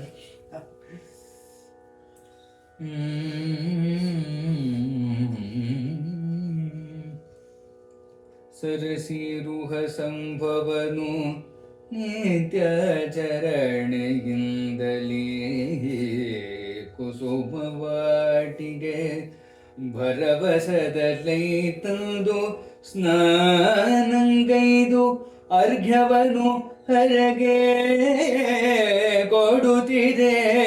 ತೀರದಲ್ಲಿ ಸರಸಿರುಹವನೆಯ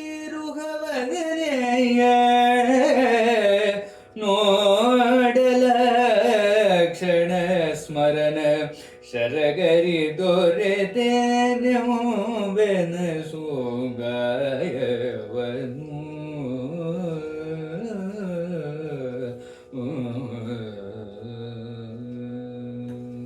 ಆಹಾ, ಅಸುಗಾಯವನೇನೆಂಬನು ಅವನಿಗೆ. ಆಹಾ, ಇಲ್ಲಿ ಎದೆಯಲ್ಲಿ ಆದಂತಹ ದರ್ದ್ ಏನಿದೆ ಅದನ್ನ ಏನಂತ ಹೇಳಿ ಅಂತಾನೆ. ಇವನು ಪಾಪ ಸರಸಿರುವ ಸಂಭವ ದಿನದಂತೆ ನಿತ್ಯಾಚರಣೆಗೆ ಅಂತ ಅಲ್ಲಿ ಕುಸುಮವಾಟಿಗೆ, ಹೂವಿನ ಒಂದು ಬಗೀಚ, ಅಲ್ಲಿಗೆ ಹೋಗಿ ಎಲ್ಲ ತಂದು ಸ್ನಾನಗಳನ್ನೆಲ್ಲ ಮಾಡಿ ಅರ್ಘ್ಯವನ್ನ ಕೊಡ್ತಿದ್ದಾನೆ ಶಿವನಿಗೆ. ಕೊಡುತ್ತೀರೆ ತೀರದಲ್ಲಿ, ಅಲ್ಲೇ ನದಿ ತೀರದಲ್ಲಿ ಇದೆಲ್ಲ ನಡೀತಿದ್ರೆ ಆ ತೀರದಲ್ಲಿ ನೋಡ್ತಾನೆ ಸರೋರುಹ ವದನೆ. ಇವನು ಸರೋರುಹ ಜಾತ, ಅವಳು ಸರೋರುಹ ವದನೆ. ಆ ಸರೋರುಹ ವದನೆಯನ್ನು ನೋಡಲು ಆ ಕ್ಷಣ ಈ ಸ್ಮರ ಮನ್ಮಥ ಅಂತ, ಅದಕ್ಕೆ love is blind, love it first sight ಅನ್ನೋದು. ಮನ್ಮಥ ಕೇಳಿ ಬರಲ್ಲ, ಅಡ್ರೆಸ್ ತಗೊಂಡು ಬರಲ್ಲ, ಅಥವಾ ಅರೇಂಜ್ ಮಾಡ್ಕೊಂಡು ಬರಲ್ಲ ಬೇಡವಾ ಅಂತ. ಒಂದು ಕ್ಷಣದಲ್ಲಿ ಬರ್ತಾನೆ, ಎಲ್ಲಿದ್ನೋ ಗೊತ್ತಿಲ್ಲ, ನಿನ್ನೆ ಇದ್ದಂತೆ ಇವತ್ತಿಲ್ವಲ್ಲ ನಾನು ಅಂತ ಆತರ ಕಲ್ಪನೆ ಮಾಡದಂತೆ ಒಂದು ಅವನ ಶರ ಬೀಳುತ್ತೆ ಬ್ರಹ್ಮನ ಮೇಲೆ. ಏನಂತ ಹೇಳಿ, ಹಸು ಗಾಯವನ್ನು, ಅವನಿಗೆ ಅವನ ಪ್ರಾಣಕ್ಕೆ ಆದಂತಹ ಹಾನಿಯನ್ನ, ಒಂದು ನೋವನ್ನ ಏನಂತ ಹೇಳಿದಿ ಅಂತಾನೆ ಕವಿ.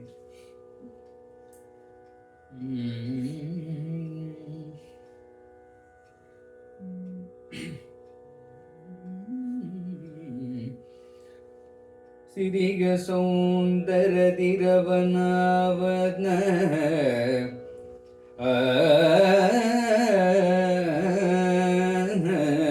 ಸಿರಿಯ ಕೋಮಲ ಕಾಗವನು ಜಯ ಸಿರಿಯ ಗಂಭೀರತೆಯ ಮುಖ ಸಿರಿಯ ಕರುಣವನು ಸರಸಿಜ ಸೌಗಂಧಿ ವಾಣಿಯು ವಾಣಿಯ ಗರುವಿಗೆಯ ನಳವಡಿಸಿ ಶಂಕರ ಕರುವನೆಟ್ಟರ ಕದ ಒಲಿದಳು ಕುಸುಮಗಂಧಿ ಸಖಿ ಕಳಸ ಕುಚ ನಳಿತೋಳ ಭಾಸೆಯ ಪೊಳೆವ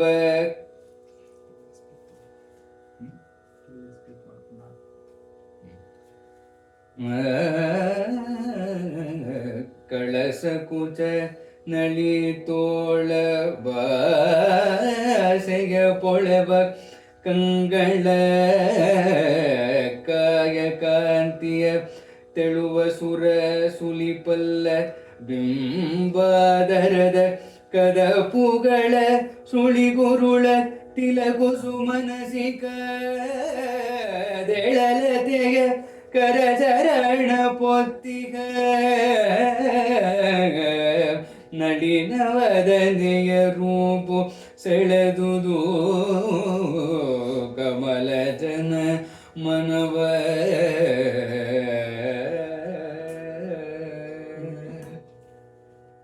ಆಹಾ, ನಳಿನ ವದನೆಯ ರೂಪು ಸೆಳೆದುದು ಕಮಲ ಜನ ಮನವ. ಅವಳ ರೂಪ ಕಮಲ ಜನ ಮನಸ್ಸನ್ನು ಸೆಳೆದು ಅವಳು ಮಾಯೆಯಂತಿದ್ಲು, ಅವನಿಗೆ ಮಾಯೆಯಂತೆ ಎಳಕೊಂಡ್ಳು. ಅದರಿಂದ ಮಾಯಾ ಮಾಳವ ಗೌಳ. ಇಂಥ ಸೊಗಸು. ಅದಕ್ಕೆ ಏಕಂ ಆಪಾತ ಮತರಂ ಅಪರಂ ಆಲೋಚನಾಮೃತಂ. ಅದು ಸಂಗೀತ ಆಪಾತ ಮಧುರಪ್ಪ. ಕೇಳಿದಾಕ್ಷಣ ಇಂಪು ಸಿಗಬೇಕು, ತಂಪು ಸಿಗಬೇಕು, ನೆಮ್ಮದಿ ಸಿಗಬೇಕು. ಚೆನ್ನಾಗಿದ್ರೆ ಶಾಂತಿ, ಇಲ್ಲದಿದ್ದರೆ ಭ್ರಾಂತಿ. ಎರಡೇ ಸಿಗೋದು ಸಂಗೀತದಿಂದ. ಅದನ್ನು ಮೀರಿ ಹೋಗ್ಬಿಟ್ರೆ ಸದ್ಯ ವಿಶ್ರಾಂತಿ. ಎಲ್ಲ ನಿದ್ದೆಗೆ ಹೋಗ್ಬಿಡ್ತಾರೆ, ವಿಶ್ರಾಂತಿಗೆ ಎಳೆದು ಬಿಡ್ತಾರೆ ಸಂಗೀತ ಚೆನ್ನಾಗಿಲ್ಲ ಅಂದ್ರೆ. ಇದ್ರ ಮಾತು ಯಾವಾಗ್ಲೂ ಬಿರುಸು, ಮಾತಲ್ಲಿ ಏನು ಮಾಡೋಕ್ಕಾಗಲ್ಲ. ಒಂಚೂರು ಉಚ್ಚ ನೀಚ ಬಿಟ್ರೆ. ಸಂಗೀತದಲ್ಲಿ ತಾನೇ ಆಸಕ್ತಿ ಇರುವಂಥದ್ದು. ಅವಳ ಏನೇನು ಸಿರಿಯ ಕೋಮಳ ಕಾಯ, ಅವಳ ಕೋಮಲ ಶರೀರ, ಕೋಮಳಾಂಗಿ ಅವಳು. ಜಯಸಿರಿಯ ಗಾಂಭೀರತೆಯೇನು, ಅವಳಿಗೆ ಜಯಸಿರಿಯ ಗಾಂಭೀರ್ಯ ಇದೆ ಅವಳಲ್ಲಿ. ಆ ಮುಖಸಿರಿಯ ಕರುಣವನು, ಮುಖಸಿರಿ ಬೇರೆ, ಎಲ್ಲ ಸಿರಿಗಳೇ ಅವಳು. ಹೇಗೆ ಅಂದ್ರೆ ಶಿವ ಈ ಒಂದು ಕೆಲಸಕ್ಕೋಸ್ಕರ, ಫಾರ್ ದ ಪರ್ಪಸ್ ಅಂತ, ಕಸ್ಟಮ್ ಮೇಡ್ ಅಂತಾರಲ್ಲ ಹಾಗೆ, ಎಲ್ಲ ಮಾಡುವಂತಹ 20 ಮಾರುತಿ 800 ಜೊತೆಗೆ 21ನೇ ಮಾರುತಿ 800 ಗಾಡಿ ಅಲ್ಲ ಇದು. ಕಸ್ಟಮ್ ಮೇಡ್ ಆಗಿರುವಂತಹ ಒಂದು ಸ್ಪೆಷಲ್ ವಾಹನ. ವಾಹನ ಯಾರಿಗೆ? ಬ್ರಹ್ಮನಿಗೆ. ಬ್ರಹ್ಮನನ್ನ ಎಳಕೊಂಡು ಹೋಗಿದಂತಹ ವಾಹನ ಇದು. ಶಿವ ಹಾಗೆ ಮಾಡಿರ್ಬೇಕು ಅಂತ ಅನ್ಕೋತಾರೆ. ಕಳಸ ಕುಚ, ಕುಚಗಳ 2 ಸ್ತನಗಳು ಕಳಶದಂತೆ ಇದೆ. ನಳಿತೋಳು, ಚೆನ್ನಾಗಿ ದಪ್ಪಕ್ಕೆ ಇದ್ರ ತರ ಇಲ್ಲದೆ ಸ್ಲೆಂಡರ್, ಚೆನ್ನಾಗಿರುವಂತಹ ತೋಳು. ಇಲ್ಲದೆ ಇದ್ರೆ ಒಂದು ದೊಡ್ಡ ತೆಂಗಿನ ಮರದಂತೆ ಇದ್ರೆ ಹೇಗೆ ಅಲ್ವಾ? ಅದರ ವಿಳಾಸ ಸ್ಟ್ರೈಟ್ ಆಗಿ ಇಟ್ಕೊಂಡ್ರು ಆಗಲ್ಲ. ಅದರ ವಿಳಾಸ, ಹಾವ ಭಾವ, ಅದನ್ನ ಈಗ ಹಿಂಗೆ ಸುಳಿತಿದ್ದಾಳೆ ಅವಳು ಬೇಕು ಅಂತ. ಕೂದಲನ್ನು ಹಿಂಗೆ ಅನ್ಕೋತಾಳೆ. ಅದನ್ನು ನೀವು ಇಮ್ಯಾಜಿನ್ ಮಾಡ್ಕೋಬೇಕು. ಹೊಳೆವ ಕಂಗಳು, ಕಣ್ಣುಗಳಲ್ಲಿ ಒಂದು ಕಾಂತಿ ಇರಬೇಕು. ಉದ್ದ ವಿಶಾಲಾಕ್ಷಿ, ವಿಶಾಲ ನಯನೆ ಆಗಿರ್ಬೇಕು. ಅದಕ್ಕೆ ಒಮ್ಮೆ ಮಲ್ಲಿನಾಥ ಎಲ್ಲ ಕಾಳಿದಾಸನ ಕೃತಿಗಳಿಗೆ ವ್ಯಾಖ್ಯಾನವನ್ನು ಬರೆದಂತಹ ಮಹಾನುಭಾವ. ಅವನನ್ನ ಹೆಂಡತಿಗೆ ತುಂಬಾ ಬೇಸರವಾಗುತ್ತಂತೆ. ಏನ್ರಿ ಯಾವಾಗ ನೋಡಿದ್ರು ಈ ಕವಿಯ ಕಾವ್ಯ ಈ ಕವಿಯ ಕಾವ್ಯ ಅಂತ ಬರೀ ಅದಕ್ಕೆ ವ್ಯಾಖ್ಯಾನ ಹೇಳ್ತೀರಾ, ನನ್ನ ಸೌಂದರ್ಯ ನೋಡು ಒಂದು ದಿನ ಕೂಡ ನೀವೇನು ಹೇಳ್ದವ್ರಲ್ಲ ಅಂತ. ಉಡು ರಾಜಮುಖಿ, ಚಂದ್ರನಂತೆ ಕಳಂಕ ಇರುವಂತಹ ಮುಖವುಳ್ಳವಳೆ, ತಿಂತ್ರಿಣೀ ದಳಲೋಚನೆ. ತಿಂತ್ರಿಣೀ ದಳಲೋಚನೆ, ತಿಂತ್ರಿಣಿ ಅಂದ್ರೆ ಹುಣಸೆ ಎಲೆ. ಹುಣಸೆ ಮರದ ಎಲೆ ಎಷ್ಟು ಚೆನ್ನಾಗಿರುತ್ತೆ, ಎಷ್ಟು ಸಣ್ಣಕ್ಕಿರುತ್ತೆ ನೋಡಿ, ಅಂತಹ ಕಣ್ಣುಳ್ಳವಳೆ ಅಂತ. ಅಂದ್ರೆ ಚೈನೀಸ್ ಇಂದ ಚಿಕ್ಕ ಕಣ್ಣು. ತಿಂತ್ರಿಣೀ ದಳಲೋಚನೆ. ಇನ್ನ ಇನ್ನೇನು ಶುಷ್ಕ ಅರ್ಕ ಪುಷ್ಪ ಘನಸ್ಥನಿ ಅಂತಾರೆ. ನಿನ್ನ ಸ್ತನಗಳಿದೆಯಲ್ಲ ಒಣಗೋಗಿರೋ ಎಕ್ಕದ ಹಣ್ಣಿನಂತೆ ಇಷ್ಟಿದೆ ಅಂತ ಹೇಳಿ ಇನ್ನೊಂದೇನೋ ಒಂದು ಹೇಳ್ತಾನೆ. ಬಾಂಡೋದರಿ ಅವಳು ಹೇಳಿ, ನೀ ಇದೆಲ್ಲ ಉಳ್ಳ ಅಂತವಳು ರಾಮವೈರಿ ಭಗಿನೀವ ರಾಜತೆ. ರಾಮನ ವೈರಿಯ ತಂಗಿ, ರಾವಣನ ತಂಗಿ ಶೂರ್ಪಣಖಿ ಅಂತ ಕಾಣ್ತಿದ್ಯಾ ಕಣೆ ನೀನು ಅಂತ ಅವಳಿಗೆ ಎಷ್ಟು ಬೇಜಾರಾಗಿರ್ಬೇಕು. ಆಮೇಲೆ ಅವನು ಊಟಕ್ಕೆ ಹೋದಾಗವಳು ಇತಿಶ್ರೀ ಸಾಂಬಾರಃ ಇತಿ ಪ್ರತಿತಂ ಸೂಪಂ ಅಂತ ಹೇಳ್ತಾಳಂತೆ. ಇತಿಶ್ರೀ ಅನ್ನೋದೇ ಇವತ್ತು ನಿಮಗೆ ಸಾಂಬಾರ, ತಗೊಳ್ಳಿ ಊಟ ಮಾಡಿದ್ದೆ. ಅವನು ಎಲ್ಲರ ವ್ಯಾಖ್ಯಾನದ ಮುಂದೆ ಇತಿಶ್ರೀ ಅಂತ ಮುಗಿಸ್ತಿರ್ತಾನ, ಇತಿಶ್ರೀನೇ ಇವತ್ತು ಸಾಂಬಾರ, ಊಟ ಮಾಡ್ಕೊಳ್ಳಿ ಅಂತ. ಹಾಗಲ್ಲದೆ ಇವಳು ಎಷ್ಟು ಸುಂದರವಾಗಿದ್ದಾಳೆ ಇವಳು. ಕಾಯಕಾಂತಿ, ಹೊಳಪಿನ ಒಂದು ಕಾಯ. ತೆಳು ನಡುವು, ಸೊಂಟ ಸಿಂಹ ಕಟಿ, ಸ್ಲೆಂಡರ್ ವೇಸ್ಟೆಡ್ ಆಗಿರ್ಬೇಕು. ಇದು ಸಾಮುದ್ರಿಕ ಲಕ್ಷಣದಲ್ಲಿ ಬರುತ್ತೆ. ಒಂದು ಕೈ ಒಳಗೆ ಹಿಡಿಯೋಕ್ಕಾಗ್ಬೇಕಂತೆ. ನನ್ನ ಕೈಯಲ್ಲ ಪಾಪ, ಇಷ್ಟೇ ಇದ್ರೆ ಹೆಂಗೆ, ಇನ್ನೊಂದು ಸ್ವಲ್ಪ ದೊಡ್ಡ ಕೈಯಲ್ಲಿ ಹಿಂಗೆ ಹಿಡಿಯೋಕ್ಕಾಗ್ಬೇಕಂತೆ, ಅಷ್ಟೇ ಇರಬೇಕು ಒಂದು ಹೆಣ್ಮಗಳ ಒಂದು ಸೊಂಟ ಅಂತ ಹೇಳ್ತಾರೆ. ಸುಳಿಪಲ್ಲು, ಚೆನ್ನಾಗಿ ಹಲ್ಲಿನ ಒಂದು ಪಂಕ್ತಿ ಇರಬೇಕು. ಎಲ್ಲೋ ಉಬ್ಬು ಹಲ್ಲು, ಡೊಂಕ್ ಹಲ್ಲು, ಮಧ್ಯ ಒಂದು ಎಕ್ಸ್ಟ್ರಾ ಹಲ್ಲು, 4 ಹಲ್ಲೇ ಇಲ್ಲ, ಕಪ್ಪಗಾಗಿರೋ ಹಲ್ಲು ಅಲ್ಲ, ಚೆನ್ನಾಗಿದೆ ಹಲ್ಲು. ಅದನ್ನ ಮೊದಲನೇ ತಿರುಪ್ಪುಗಳಲ್ಲಿ ಮೊದಲನೇ ಸಾಲಲ್ಲಿ ಅರುಣಗಿರಿನಾಥ ಮುತ್ತೈತರ ಪತ್ತಿ ತಿರುನಗೈ. ಪತ್ತಿತ್ ಅಂದ್ರೆ ಒಂದು ಪಂಕ್ತಿ, ಪತ್ತಿ ಅಂದ್ರೆ ಪಂಕ್ತಿ ಆಗಿರುವಂತಹ ಹಲ್ಲುಳ್ಳ ತಿರುನಗೈ, ಒಂದು ಚಿಕ್ಕ ಒಂದು ಸ್ಮೈಲ್ ಕೊಡ್ತಿದ್ದಾರೆ. ಮುತ್ತೈತರ ಪತ್ತಿ ತಿರುನಗೈ ಅತ್ತಿಕ್ಕಿರೆ ಶಕ್ತಿ ಶರವಣ ಮುತ್ತಿಕ್ಕೊರು ವಿತ್ತು ಕುರುಪರ ಎನಬಹುದು. ಮುಕ್ಕಟ್ ಪರಮರ್ಕ ಶ್ರುತಿயில் ಮುಕ್ಕಟ್ಟದ ಕற்பித்திருவள் 33 ತಮರನು ಮಡಿಪೇನ. ಹಿಂಗ್ ಬಂದಿರ್ಬೇಕು ಅವ್ರಿಗೆ.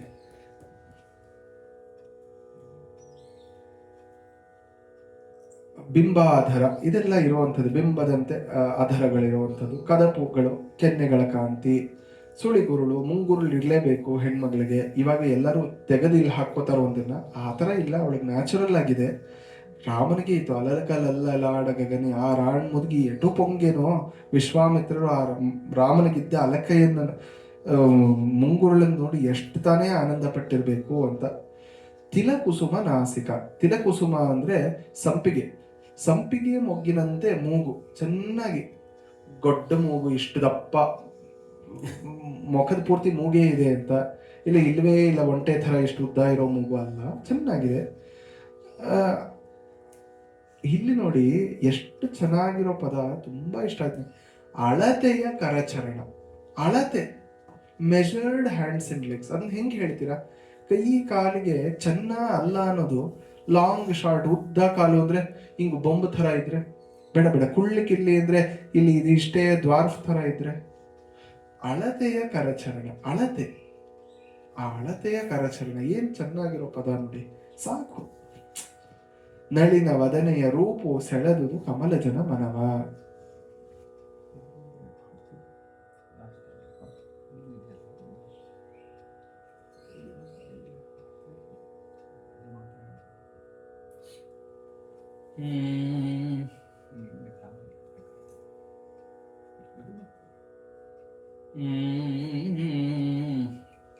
ಸಿಕ್ಕಿದನು ತರಳ ಕ್ಷಿಕಟಾಕ್ಷಗಳು ಕಲಿಕ್ಕಿದವನ್ ದವಂತರಂಗವ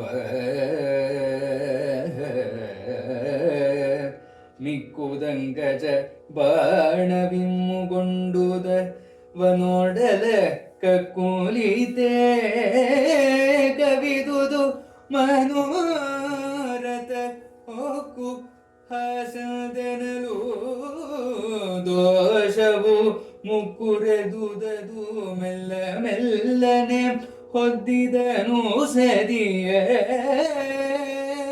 ಮೆಲ್ಲ ಮೆಲ್ಲನೆ ಹೊದ್ದಿದನು ಸತಿಯೇ.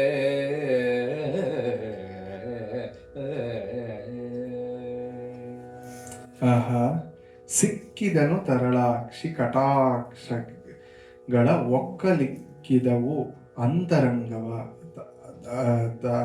ಕಟಾಕ್ಷಗಳು ಒಕ್ಕಲಿಕ್ಕಿದವು. ಇವನು ಅಲ್ಲಿ ನೋಡಿದ್ರೆ ಮತಂಗನಿಂದ ತಪ್ಪಿಸ್ಕೊಂಡು ಬಂದವನು ಇಲ್ಲಿ ಸಿಕ್ಕಿ ಬಿದ್ದ, ಇವಳಿಂದ ತಪ್ಪಿಸ್ಕೊಳಕ್ ಆಗ್ಲಿಲ್ಲ. ಅದೇ ನೋಡಿ, ಬೇರೆ ಎಲ್ಲಿಂದನೋ ತಪ್ಪಿಸ್ಕೊಂಡ್ ಬಿಡ್ಬೋದು. ಅದಕ್ಕೆ ಮುಂಚೆ ಇತ್ತಂತೆ, ಯಾರು ಇಬ್ಬರ ಮಧ್ಯೆ ಒಂದು ಇದನ್ನ ತರಬೇಕು ಅಂದ್ರೆ ತುಂಬಾ ಸನಿಹವಾದ ಮಿತ್ರರು, ಆ ಮಿತ್ರರ ಮಧ್ಯೆ ಕಲಹ ತರಬೇಕು ಅಂದ್ರೆ ಒಂದು ಹೆಣ್ಣನ್ನು ತಂದ್ಬಿಡಿ ಮಧ್ಯ ಸಾಕು, ಖಂಡಿತ ಅವರಲ್ಲಿ ಜಗಳವಾಗುತ್ತೆ ಅಂತ. ಹಾಗೆ ಅವರ ಕಣ್ಣಿನ ಇದರಿಂದ ಇವನು ತಪ್ಪಿಸ್ಕೊಳಕ್ ಆಯ್ತಾ? ಖಂಡಿತ ಆಗ್ಲಿಲ್ಲ. ತಪ್ಪಿ ಬ್ರತಿಕಿ ಅಂತ ತ್ಯಾಗರಾಜರು ಒಂದು ಹಾಡೆ ಮಾಡಿದ್ದಾರೆ. ತಪ್ಪಿ ಬ್ರತಿಕಿ ತೋಡಿಯಲ್ಲಿದೆ. ಅಂದ್ರೆ ತಪ್ಪಿಸ್ಕೊಂಡು ಇಂತಹ ಹೆಣ್ಣು ಮಕ್ಕಳ ಕಟಾಕ್ಷದಿಂದ ತಪ್ಪಿ ಬದುಕಿದಂತಹ ಧೀರರುಂಟೆ ಅಂತ ಕೇಳ್ತಾರೆ. ಸೊ ಇದರಲ್ಲಿ ಹೇಳ್ತಾರೆ, ಚಡಿಪೋಕೆ ಮನಸ, ಚಡಿಪೋಕೆ ಓ ಮನಸ ನೀವು ಚಡಿಪೋಕೆ ಓ ಮನಸ ನೀವು ಚಡಿಪೋಕೆ ಓ ಮನಸ. ಚಡಿಪೋಕೆ, ನೀನು ಡೋಂಟ್ ಹಾದಿ ತಪ್ಪು ಬಿಡಬೇಡ ಮನಸ್ಸೇ ಅಂತ.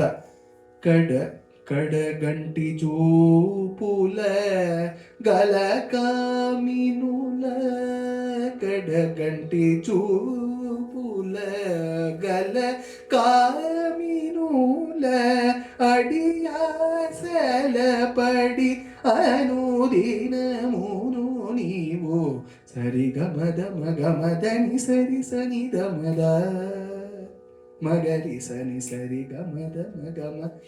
ಒಳ್ಳೆ ವಾಲಾಜಪೇಟೆ ವೆಂಕಟರಮಣ ಭಾಗವತರ ಲಲಿತ ಕೀರ್ತನೆ. ಕಡಗಂಟಿ ಜೂಪುಲುಗಲ ಕಾಮಿನುಲ ಅಡಿಯಾಸಲ ಪಡಿ ಅನುದಿನ ಮುನು ನೀವು ಚಡಿಪೋಕೆ ಮನಸ ಅಂತ ಹೇಳ್ತಾರೆ. ಅವರ ಕಡೆಗಣ್ಣಿನ ನೋಟಕ್ಕೆ ಹಾದಿ ತಪ್ಪು ಬೇಡ ಮನಸ್ಸೇ ಅಂತ. ಇವನು ತಪ್ಪು ಬಿಟ್ಟ, ಏನ್ ಮಾಡೋದು? 4 ತಲೆ 4 ಮನಸ್ಸು, ಆದ್ರೂ ಎಲ್ಲವೂ ಹಾದಿ ತಪ್ಪಿತು. ಹೇಳ್ತಿದ್ದಾನೆ, ಅಂಗಜ ಬಾಣವು, ಆ ಮನ್ಮಥನ ಬಾಣ ದ್ವಿಗುಣಿತವಾಗ್ತಿದೆ. ಅವನು ಕವಿದು ಬಿಟ್ಟಿದೆ, ಒಂಥರ ಮಾಯೆ ಥರ, ಅವನಿಗೇನೂ ಗೊತ್ತಾಗ್ತಿಲ್ಲ. ಅವನ ಮನೋರಥವೂ ಸಿದ್ಧವಾಗುತ್ತೆ. ಇನ್ನೇನು ಅವನು ಕೇಳಿದ್ದೆ ಅಂಥ ಮಗ ಪಡಿತಾನೆ ಅವಳಲ್ಲಿ. ಮೆತ್ತಗೆ ಮೆಲ್ಲ ಮೆಲ್ಲನೆ ಹೊತ್ತಿದನು ಸತಿಯ. ಆ ಒಂದು ಹೆಣ್ಣು ಮಗಳನ್ನ ಹಿ ಅಪ್ರೋಚ್ ಮೆತ್ತಗೆ. ಫಸ್ಟ್ ಕೇಳೋದೇನು? ಯಾರು ನೀನು? ಯಾರು ಅನ್ನೋದನ್ನ ಮುಂದಿನ ಸಂಚಿಕೆಯಲ್ಲಿ ನೋಡೋಣ. ಆದ್ರೆ ಕೇಳೋದು ಇವಾಗ ಕೇಳ್ಬಿಡೋಣ, ಯಾರು ನೀನು?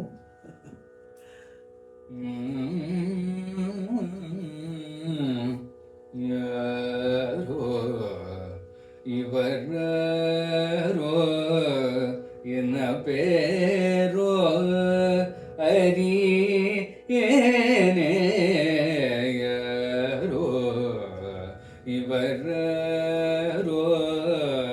ಎನ್ನ ಪೇರೋ ಅರಿ ಏನೇ ಯಾರೋ ಇವರೋ ಎನ್ನ ಪೇರೋ ಅರಿ